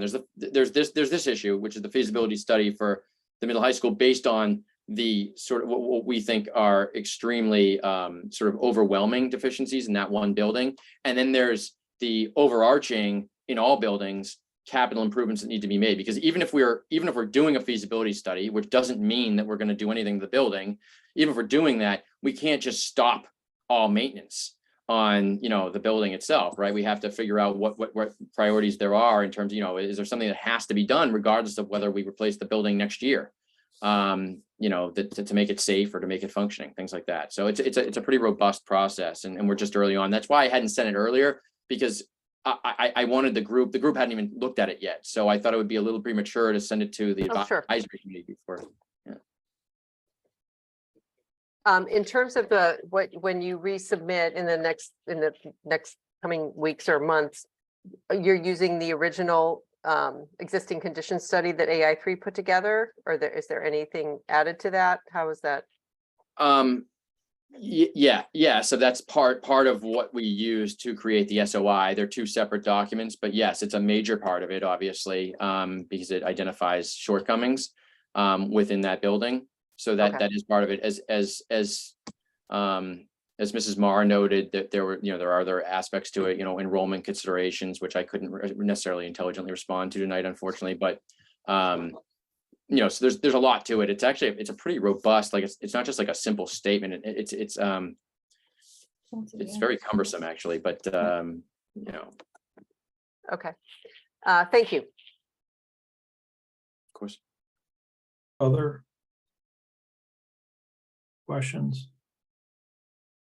Then I'll go. I understood, at least up till this evening, that the feasibility study would be related to I think as it was characterized in your committee's meetings, a go it alone plan, and would not necessarily be useful for to support an MSBA project. Is that a fair characterization of it? It's sort of partially. Okay. It's certainly one of the main purposes behind it is to give us that parallel path to go it alone. If we chose that, if we decide as a community that was a good option for us, it was a smart option given what the study reveals. That said, well, go ahead. I didn't mean to interrupt. That said, it's not entirely because of that. It's also there's a lot of facets of the feasibility study that can be repurposed into any MSBA process. Should we decide as a community, hey, look, it's prudent to wait on an invitation to this program, you know, so it's just to provide us an option. It's just to give us an additional option and to arm us with additional information, because a different feasibility study will need to be conducted, although we'll be able to repurpose parts of ours. That may end up having competing information, which will enable us to maybe perhaps come to draw more constructive conclusions about, you know, any different, you know, facet of any potential project. Well, in the meeting I watched, one of the members of your committee talking about the go it alone parallel track put an estimated number on the project of $200 million. Do you recall that? Was that just an outlier, or? No, I mean, the idea of spending $1.5 million, which is 3/4 of the town's annual capital budget, just to put it in perspective, on a study to support a $200 million or $175 million project outside of a state funding mechanism seems so unlikely to me to be something that would be successful that I'm just concerned about whether it's the best use of funds. I understand that, and for that reason, you know, if you feel that way, you should obviously vote against it. But I will say that the feasibility study will give us the true estimate of what people at this point are throwing around approximate figures, Mr. Hillman. So I mean, no one is. It's not like we have a design firm that has conducted a study and is able to estimate with any degree of certainty what the project cost would be for an unknown project. That's part of the reason behind the feasibility study. No, I get that. You may, I'm sure the $200 million is one that probably stuck in your memory. But Mike, why don't you go ahead? Yeah, I'm sorry, Craig, just a point of clarification. So AI3, who's worked with the state from the get-go on this new iteration of their funding, did the work for us initially, a year or two ago. Would we be using them again for the feasibility study that you're contemplating, or would we be getting a second opinion? Or I guess how would this differ from the information that was already gleaned from AI3 and submitted to the MSBA? It would be, have to be put out to bid. So I'm sure that they would, given their involvement with us so far, they would submit a bid to us. And to your point earlier that you made about, I think, Whitman, that's what I was trying to raise with Abington. You know, we have interest in that. That's a very compatible building with our needs if we did do that. So they designed that building, and it's an MSBA building.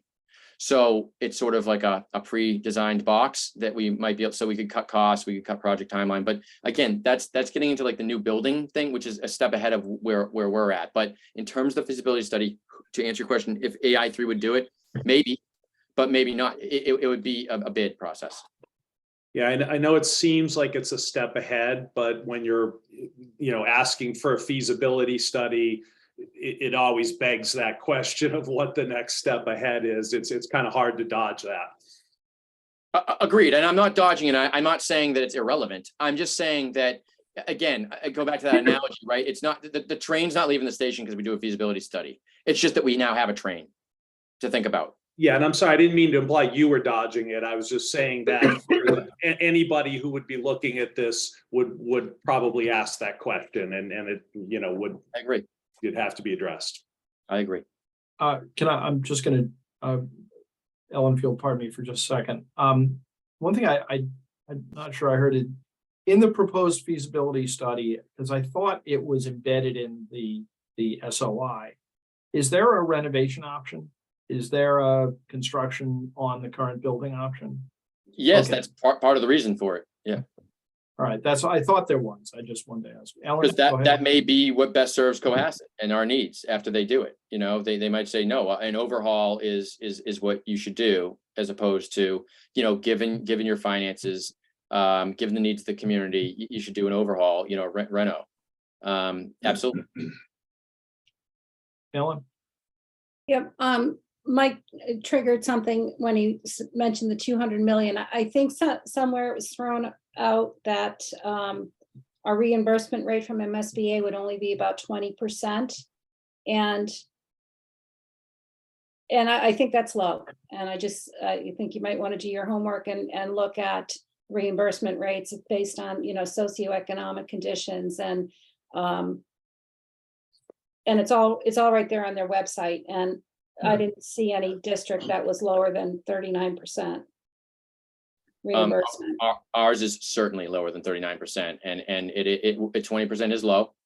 I think we come in around, from the work I've done, about 25%, somewhere between 25 and 30. Our rate was I believe 32% or 32.8% or something, but from that there are further deductions from that figure. So it puts us it would be between 25 and 30%. So people think that there's a lot of money that comes from this, and it's certainly a significant amount of money, but it's not a significant amount of money, but we're not getting 40% of this project paid for by the state. It's not happening. So 30. would you consider Duxbury a similar socioeconomic community to Cohasset? Similar. They did not get 40% paid for. 45.3. No, they got, they got out of a, they got in the, I think it was like, there's so many schools. I think it's like 150. Well, I'm not going to speak off turn, but they did not. They did not get 40% of their project paid for. So the data on the MSBA website is incorrect? I don't know if that's a reimbursement rate, and from that there were just deductions. Remember, so the reimbursement from MSBA is a percentage. So it's a percentage of eligible costs, and I was just looking at Duxbury and I wish I remembered it. That's all right. That's all right. Because I was just in the same debate with someone Mrs. Marr, and I was saying there's no way, because they were saying, oh, they got like half of it paid for. There's just zero chance that they got that much. And then it ended up being somewhere in the 30s, I think, high 30s. So not too far from, but it was, no. Okay, so in their matrix, then, and I'll have to go in and look at it deeper. When they say there's a 45.3% reimbursement rate, you're saying that the actual at the end of the day is not what the upfront reimbursement stated rate is. This is what I've been told by design professionals. I do not construct schools for a living. Okay. This is my first experience with the MSBA. I'm told that, and when I looked at the actual amounts of money, not the percentages that they're listing, the Okay. amounts of money that schools got towards their project, it was in line with what I'm being told. Okay, But again, let's just presume that it is, 45% or whatever you say.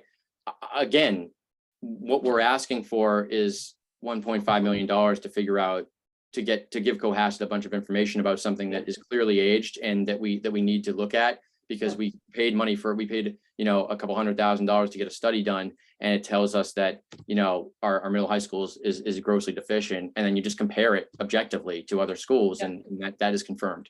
Yeah. So- no, like I said, when Mike said the 200 million, it struck me because I think it was in one of your meeting minutes, so. Yeah, Thank you. I'm not denying that's been thrown around for sure. I think that's been thrown around as like the ballpark guesstimate number. But I mean, by people that are trying to do their best to estimate what, I think liberally what this might cost the town of Cohasset, right? No one's running around saying we're going to get a new school for 25 million. But I think that they're, just sort of spitballing at this point. I mean, no one's been given, that's the purpose of the study, to figure out how much it's going to cost. Okay, thank you.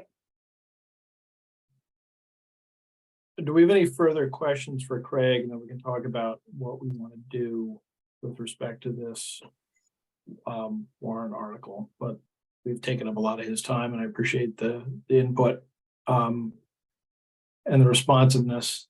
Anybody? No. Okay, Craig, thank you. Thank you for your time.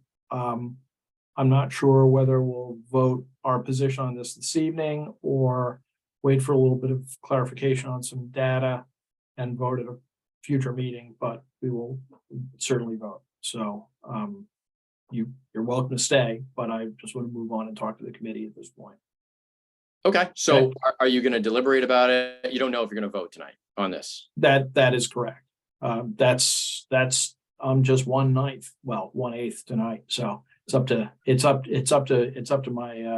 the committee. So. Okay, might I, and obviously, I'm getting a little bit out of my lane here, but just because it's virtual, might I ask for a roll call vote when you do? So we can see how many members were in support or against it? We're on Zoom. We have to do roll call votes by statute. So yes, that's the easiest question at last tonight. Thank you. Okay. Great. All right, well, thank you all for your time. Thanks, Sure, Craig. thanks. So, why don't we talk about it a little bit? I mean, we're a little late. We have Michelle who's here to talk to us a little bit about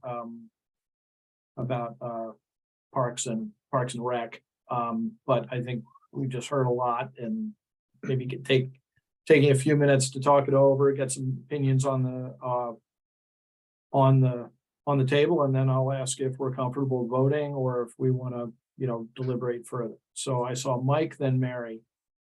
Yeah, I was just going to comment, Ellen, I think your numbers are right. I mean, I think for both East and the middle school in Hingham, they got over 40% reimbursement, and the eligible costs, that's where I think if you're willing to take a school design that they've used in the past and just plop it onto, into your town, that's pretty much all eligible costs. So I really do believe we're really talking more about something with a high 30s or 40 handles, because then at least I know with the two Hingham schools, there were also like green credits. I think they started at 40%, and then there were green credits that could build it up, into the 45% range. So I think your data was spot on with that. Yeah, and you're spot on. East Elementary was 40 and middle school in Hingham was 43.9. I'm not especially good at math, but 43% of $200 million is more than our annual budget. Just to. throw So some is comparative 20%. Yes, you're right. I should have said way more. So. Yeah. Mary, I just feel like the cart's before the horse a little bit here, and I know that there are some significant maintenance and system upgrades that need to happen in the buildings, but I'm not sure if it's a matter of communication, and I haven't been able to see all of their meetings, and they also haven't all come up on YouTube yet. But I'm a little uncomfortable with this at the moment. I would also, we talked about this last week, really like to hear or at least get a readout of a more fulsome conversation in terms of the long range planning group and how this fits into other needs of the town and a timeline, you know, especially when we heard from the Town Hall Building Committee tonight, which is on its, essentially its 12th year of working through some of these issues. So that's where I'm at. Yeah, I mean, I agree, Mary. And I mean, I know we heard from public safety too, that, I mean, there are parts of the Elm Street facility that aren't meeting code. Yeah. That they may have to, do upgrades immediately, so yeah, there are a lot of needs, and 40% of 150 million would address a lot of those needs. Right. so my sense is a certain discomfort with the proposal. Now, I assume that they're going to go see, are they going to go see our friends at Capital Budget? Mike, do you know? Is this Yep. something that would go that way? It seems Yes. to be the kind of thing that Capital Budget would like to talk about. In fact, now that I think about it, I know that they will. Yeah.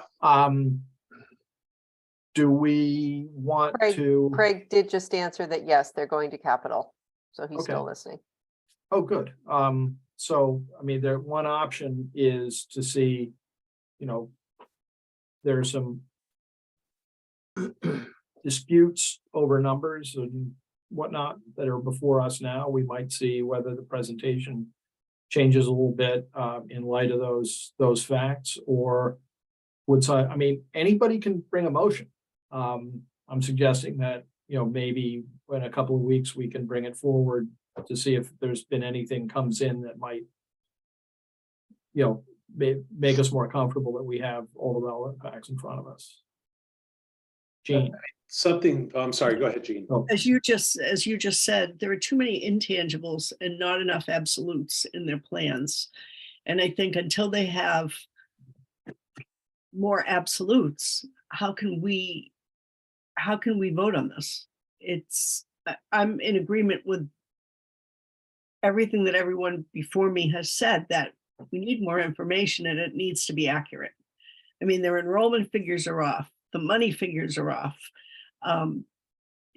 It's like they want a pretty new building because everyone else has one. That's how I'm seeing it. well, I think what I'm hearing is that, and, put one way, is that a deference to them as a committee that's done this work. Why don't we defer our vote and see if we get, we're always, since people are listening, I'll say it out loud. We always welcome additional submissions. Somebody can send us more information. We'll circulate it. We'll take it into account on our when we do deliberate the question. I think, I don't think I could go so far as to say we owe it to any volunteer commission to give them a chance to make their best case. So we've raised questions. I think we all have the bandwidth to hold those questions in our head for a couple of weeks, and we'll put it back on the agenda for a deliberation and a vote. And in the meanwhile, we can, either watch the capital budget meeting and see what comes in there, and or any additions, corrections, et cetera, to the numbers they gave us. Whereas I'm just punting on everything this evening. I feel like, I'm the coach of a very boring football game, but if Unless anybody has another point of view, I'm all ears. Fran, I see your hands up. Yeah. What I saw tonight looked like a bunch of community centers. I didn't see much. And I'm overweight now today, I guess. I don't know how they're doing this these days, but the age of a building does not dictate the quality of the education that's being put out. Harvard University, Yale University. All of these old schools that still put out terrific products, educated people. And what I saw was, well, isn't this nice? This is nice and squeaky and clean and how lovely it is. But you know what? If you have good teachers and you have attentive students, you're going to put out a good quality. So the fact that you have a new bright, shiny school does not indicate that you're going to have good quality students. I think that they need to look long and hard about improving what we have. And incidentally, that school was built in 1952. I think I was the second class to go through there. Way back in the olden days. Something seemed to be missing in that presentation. I can't put my thumb on it. I do teach. I teach down at Mass Maritime Academy, whole different class of students, but something seemed to be missing in that presentation. Maybe you people that are closer to it can tell me where I'm wrong or not. But anyway, that's my observation. I thought that Ellen made a point that went right to the point you made about what's missing, is that where's the relationship of these design improvements to academic improvement? That's the sort of expert opinion that you'd be waiting for, is if you do these things, then, X will happen. And, it's hard to say about things objectively, and everybody would like their kids to go to school in a newer building. I'd be, and I'm, in a general sense, really open to a very extensive repair and reno, MSBA supported repair and reno effort in the current building. But, 150, 175, $200 million worth of construction is I just don't think it's practicable, but I can be persuaded. Ellen? Couple things, I'm old school, and the wife of a teacher and the mother of a teacher, and teachers teach and buildings don't. And to Fran's point about, getting a good education. But I will say, though, that I feel the middle school is woefully inadequate. And for those of us who went through it, it's an upstairs and a downstairs, 2 long hallways. We saw some pictures, and lots of shared spaces with the high school, the Learning Commons. They have a middle side of the gymnasium, but it's separated by a curtain, and it's really not separated. They share the cafeteria, and there isn't any flexibility. The high school, with 4 corridors, 4.5 actually, they have more flexibility and more opportunity to move around and find alternative educational environments. I think the middle school. And so when Craig said tonight, that the MSBA said, they're really 2 separate statements of interest. I think that's a positive, because I think the need in the middle school is much greater than the high school. I will agree that the front entrance to the high school is horrible, and it doesn't look inviting, and it's terrible, but so that, a renovation, addition, rebuild, are they looking at separating the middle and the high school, expanding the high school into the middle school space, to create some of those new environments, and add a middle school somewhere, a separate, completely separate building? Is that an option that's on the table, or would the feasibility study come up with that? I don't know. Where are we going to put our students if they're going to build a new school? We don't have any more room in town to build a new school, so that's another whole Right. that's not explored. I see Meg's hand. Thanks. I support this. I'm the daughter of a public school teacher. She worked in a very wealthy school district at a really crappy school that For years and years and years, the wealthy residents of the town pushed back, never built the school, never rebuilt the school, didn't want to spend the money. And it does matter. You can have great teachers, that's fabulous. But yeah, you need a facility that teachers can teach well in, that students can focus in. We can't dismiss the importance of that. So this isn't just about pretty buildings. This is about functional spaces. And let's be honest, our kids are going through so much more the last few years and have so many different issues that I can only speak from my age personally, but that we didn't have growing up. We need buildings that can accommodate kids who are learning differently, are struggling emotionally differently. And what worked 50, 75 years ago, maybe doesn't work now, and we need to be open to that. I think this is a different, the question before us is actually really much more limited than we've kind of gotten to in our discussion. And that is a feasibility study outside of the MSBA funding mechanism, as opposed to supporting a project within the funding mechanism. I don't think there's a world in which the town would vote to build a project of this magnitude outside of MSBA. I don't think this study has much use inside MSBA. I mean, Craig made the best case for it, but you know, I just don't.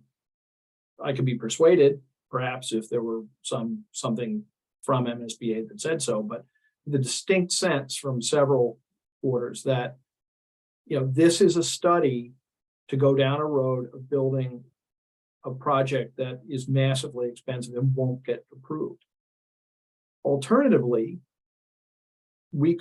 this committee and everybody on it and the whole town may see a similar, much improved building or renovation, but that a very substantial percentage of it, you know, a very substantial number of dollars, notwithstanding the percentage, comes out of state funds, to which we've all contributed. And the difference, if that delta is, you know, $30 or $40 million, you know, I think that, I just don't think that this is a good expense. This particular narrow question in front of us isn't a good use of $1.5 million at this time. That, which isn't to say, Meg, that not voting for this is not proceeding with the schools.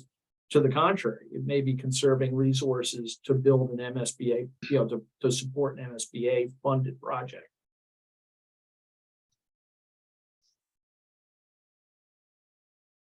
So it's running late. Why don't sort of the consensus I heard was, let's wait for a little bit more information, if any. I'll put it back on an agenda. We'll have about, we can deliberate further when everybody's at time to kind of consider the issues. Does that work for everybody? Yeah, can I just mention a quick thing, Rob? I think at least what would be good for us to see is the, you know, I know it's a list that's in formation, but this list that the School Facilities Committee is putting together about things that are needed for not only the middle high school, but the other buildings. I think it's not going to be for comparison purposes, but I do feel like we need to understand a little bit more what they're looking at. So Sure. And I'm sure that they'll provide us, the committee will provide our committee with anything they have in the works. All right. So recognizing that we're over time, Michelle's been waiting patiently to talk to us a little bit about fields and courts. So let's hear from her, and we'll get as compressed a version as we can get, consistent with her professional judgment. But hi, Michelle. Thank you. What do we got? Hi, thank you. So I will make this quick. I will share my screen and run through the presentation quickly. Oh, if I can get screen sharing ability.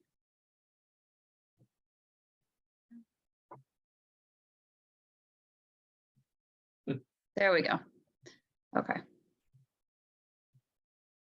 Okay. So As many may or may not know, what is happening here? Sorry.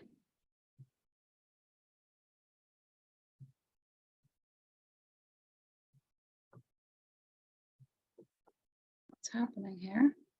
Okay, here we go.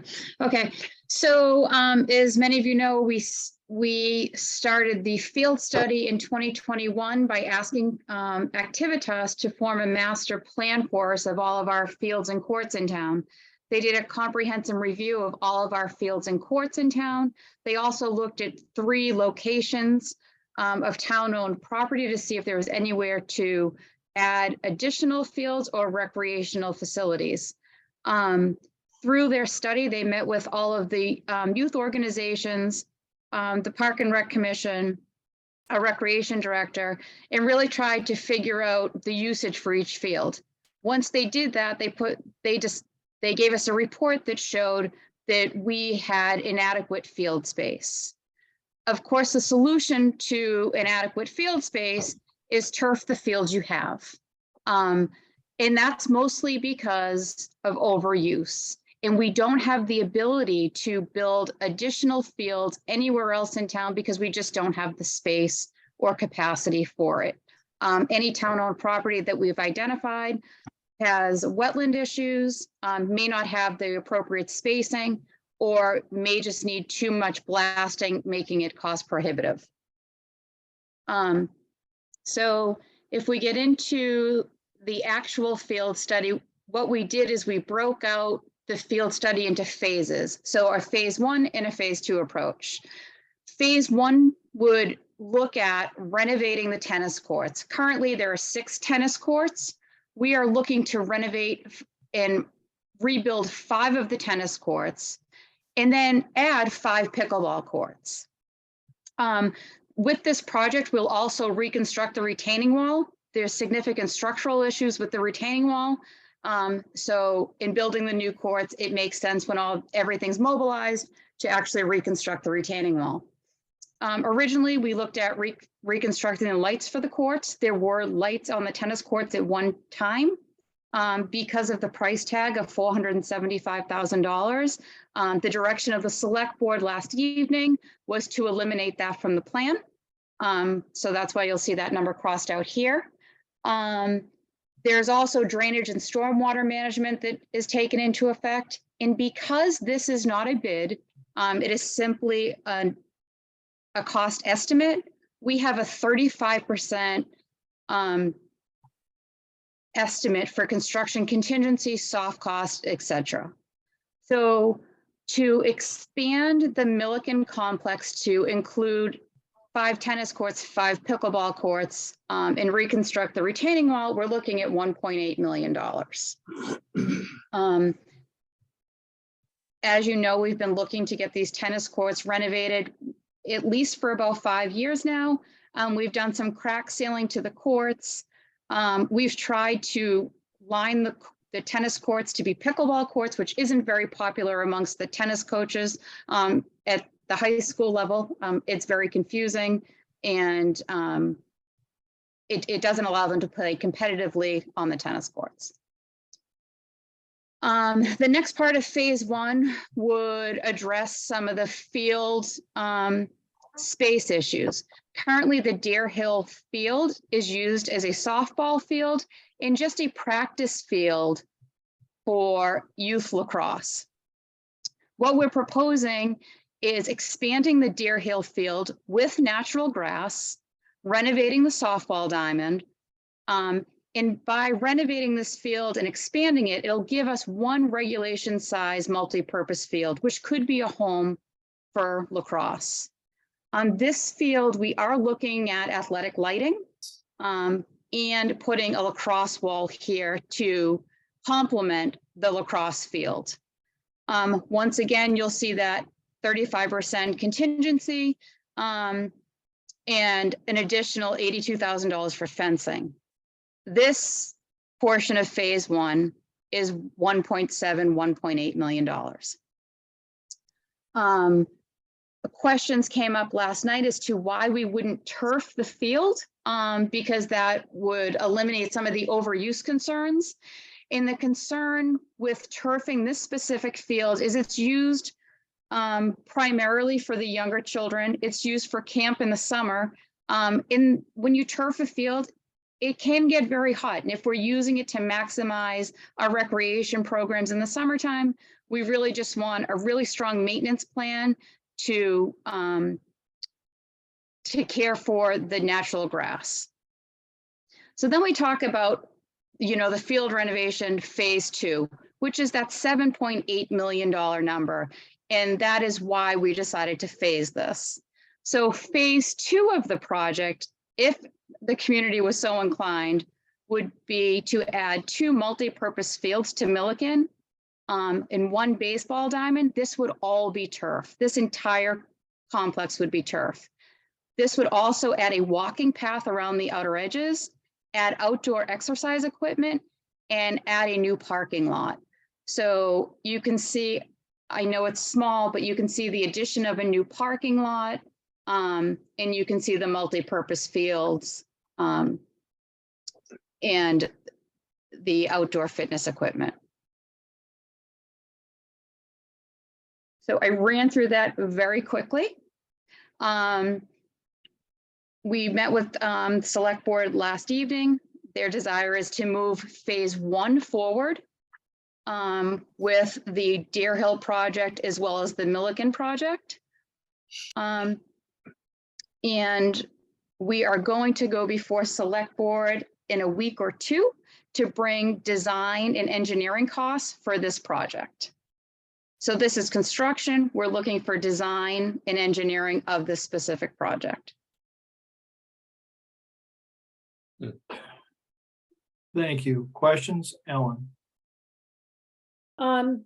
Michelle, on that last slide, where is the parking lot? Is it behind the tennis courts? It would be behind the tennis courts, like And- Reservoir Road area.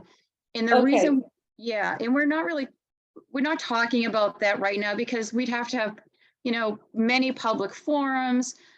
The neighbors aren't aware of it. It's something that really would have to be socialized with the community. So that's phase 2, maybe even phase 3, right? So phase 2 could be broken up into phase 2, 3, 4, however the community sees fit. Okay.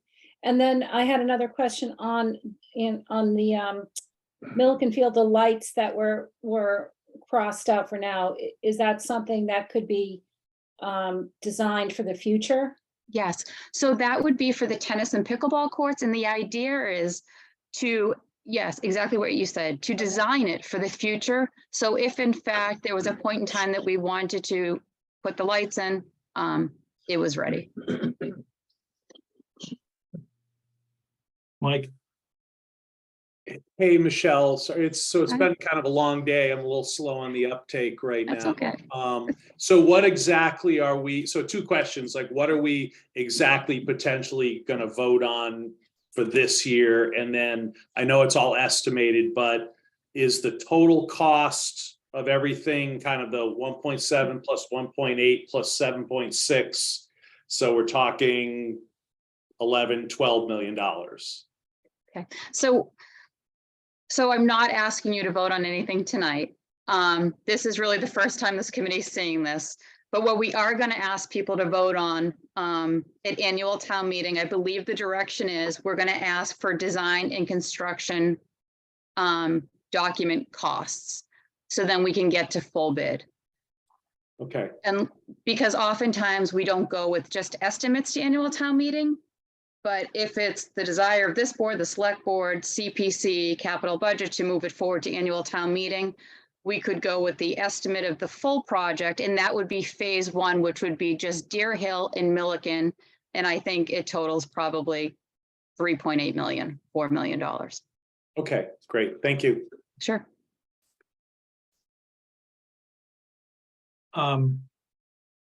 So I'm sorry, I may have lost the thread. The vote for this town meeting would be for the preliminary design documents, funding for them. roughly how much money is, is a cost is going to be attached to this warrant article as you envision it right now, if you can So- say? If we're simply going for design and construction documents, you're looking 10 to 15% of that $3.84 million number. You're gonna make me do math. Oh, God. Well, $400,000. Okay, this is, that's enough money to create the situation that we talk about from time to time where, the project gets, it's like a bobsled race, and that's the $400,000 down payment is getting out of the gate, and it's off to the races from there, which may be fine. It's a really good time to consider it. But I appreciate you giving us a kind of a quick walkthrough. When will we have a specific proposal, do you think, to vote on? Something I'm for us hoping vote to on? have something as soon as next week. We're meeting with the landscape architect that's been working on this plan. And we're hoping to have actual numbers for you next week. And something else that's happening in surrounding communities, Hingham is actually bidding a project very similar to this. Their bids are due Friday. So we may actually be able to get an actual cost based on their bids. They're looking for 6 tennis courts, pickleball courts. It's very similar to what we're bidding. So we may have that actual number for you as soon as next week. Great. Okay, so having nothing that we have to vote on and with the promise of more complete information coming up, thank you for your patience. Sure. Does the committee have any additional questions for Michelle? Hearing none, we'll proceed with our agenda, and thank you Thank very you. much. Thank you. So we're an hour over. I think it makes sense to perhaps dispense with reports and minutes for now, unless anybody has anything hot to report. Hearing none. The possibilities for our upcoming meeting very quickly. Next week, DPW budget, facilities budget included, IT budget, and shared budgets. That's kind of the core of what we do. And then some miscellaneous votes, including the South Shore VOTEC and some of the property tax. I think there's something called the Valor Act that is coming our way. Then the week after that, 15th, the zoning article should be ripe. Water and sewer budgets, the stormwater amendment that's on the, by that point, hopefully we'll have a draft warrant to start getting specific about. The 22nd, open articles, the 29th, CPC and capital budget should be ready to have us something. They tend to be toward the end of the queue. So that's my outlook. It's mostly Chris's suggestions, which were very helpful, but it's consistent with what we've done in the past. Comments, questions? I see Fran's hand up. Yeah, just as an, oh, by the way, I did go over to the South Shore Vocational Technical School a week ago Friday. I sort of got there unannounced. I gave him an hour's notice or so. I had a tour of the place. The place was immaculately clean. The shops were spectacular, and they had all of the most up-to-date, modern, good equipment. The students look good. The incredible things that they do over, I was blown away. I hadn't been there in years and years. I would strongly urge any of you people who have any interest in that is to go over and take a look at that facility. It is really outstanding. It was just, I'm glad I went. Great. Yeah. Anything else? Ellen? I don't know if this is appropriate or not, but I just want to share with my advisory committee colleagues, I have taken out papers to run for select board. This term, Diane Kennedy's not running, and Corey Evans is not running. So if you heard it on the street, I apologize, but I just wanted to let you all know. Is that inappropriate? I have no idea. No, it's not. You were good enough to send me a note to that effect, and I sent you back something that probably would be inappropriate in terms of my view of your merits as a candidate, but I'm not gonna say those kinds of things in an open meeting. That would be wrong. But thanks for letting us all know, and I don't think we're violating ethical rules. Good luck. Thank you. Anything else? Then we'll Much less reconvene. noteworthy, but just putting it out there before I forget to send an email. I won't be able to attend next week's meeting. I'll be on a plane back from DC. Okay, thanks for letting us know. Jean? And Mary? just briefly, because we said that we weren't going to do reports of committees, of subcommittees. I did listen in on the public meeting for the budget for the schools, and there was nothing different from any presentation that they've already given us. So for what it's worth, just an FYI. Thank you. Mary, did you have something? Yeah, only that I will not be able to zoom in next week either. Well, we happy few will have to brave the DPW facilities and IT budgets without them. Oh, well. Okay, then I'll, my poor wife has to go up to Boston and start delivering babies overnight, so I want to go make her lunch. So, I'll take a motion to adjourn. Anybody? So moved. Second. Moved and seconded, vote by roll call, Gina Stino, Aye. Mike Barclay, Aye. Fran Collins, Aye. Mark Maggi, Aye. Ellen Mar, Aye. Mary McGoldrick. Aye. Meg Wheeler, Aye. and Rob Hillman, I too am an I. We stand adjourned. Thank you. That was a lot. Like, we spent a ton of time and did lots of things. We voted on nothing, which is weird, but we'll have lots of votes coming up. So thanks for your time. Thank Good. Thank you. We'll see you next. Good night. Thanks, Chris.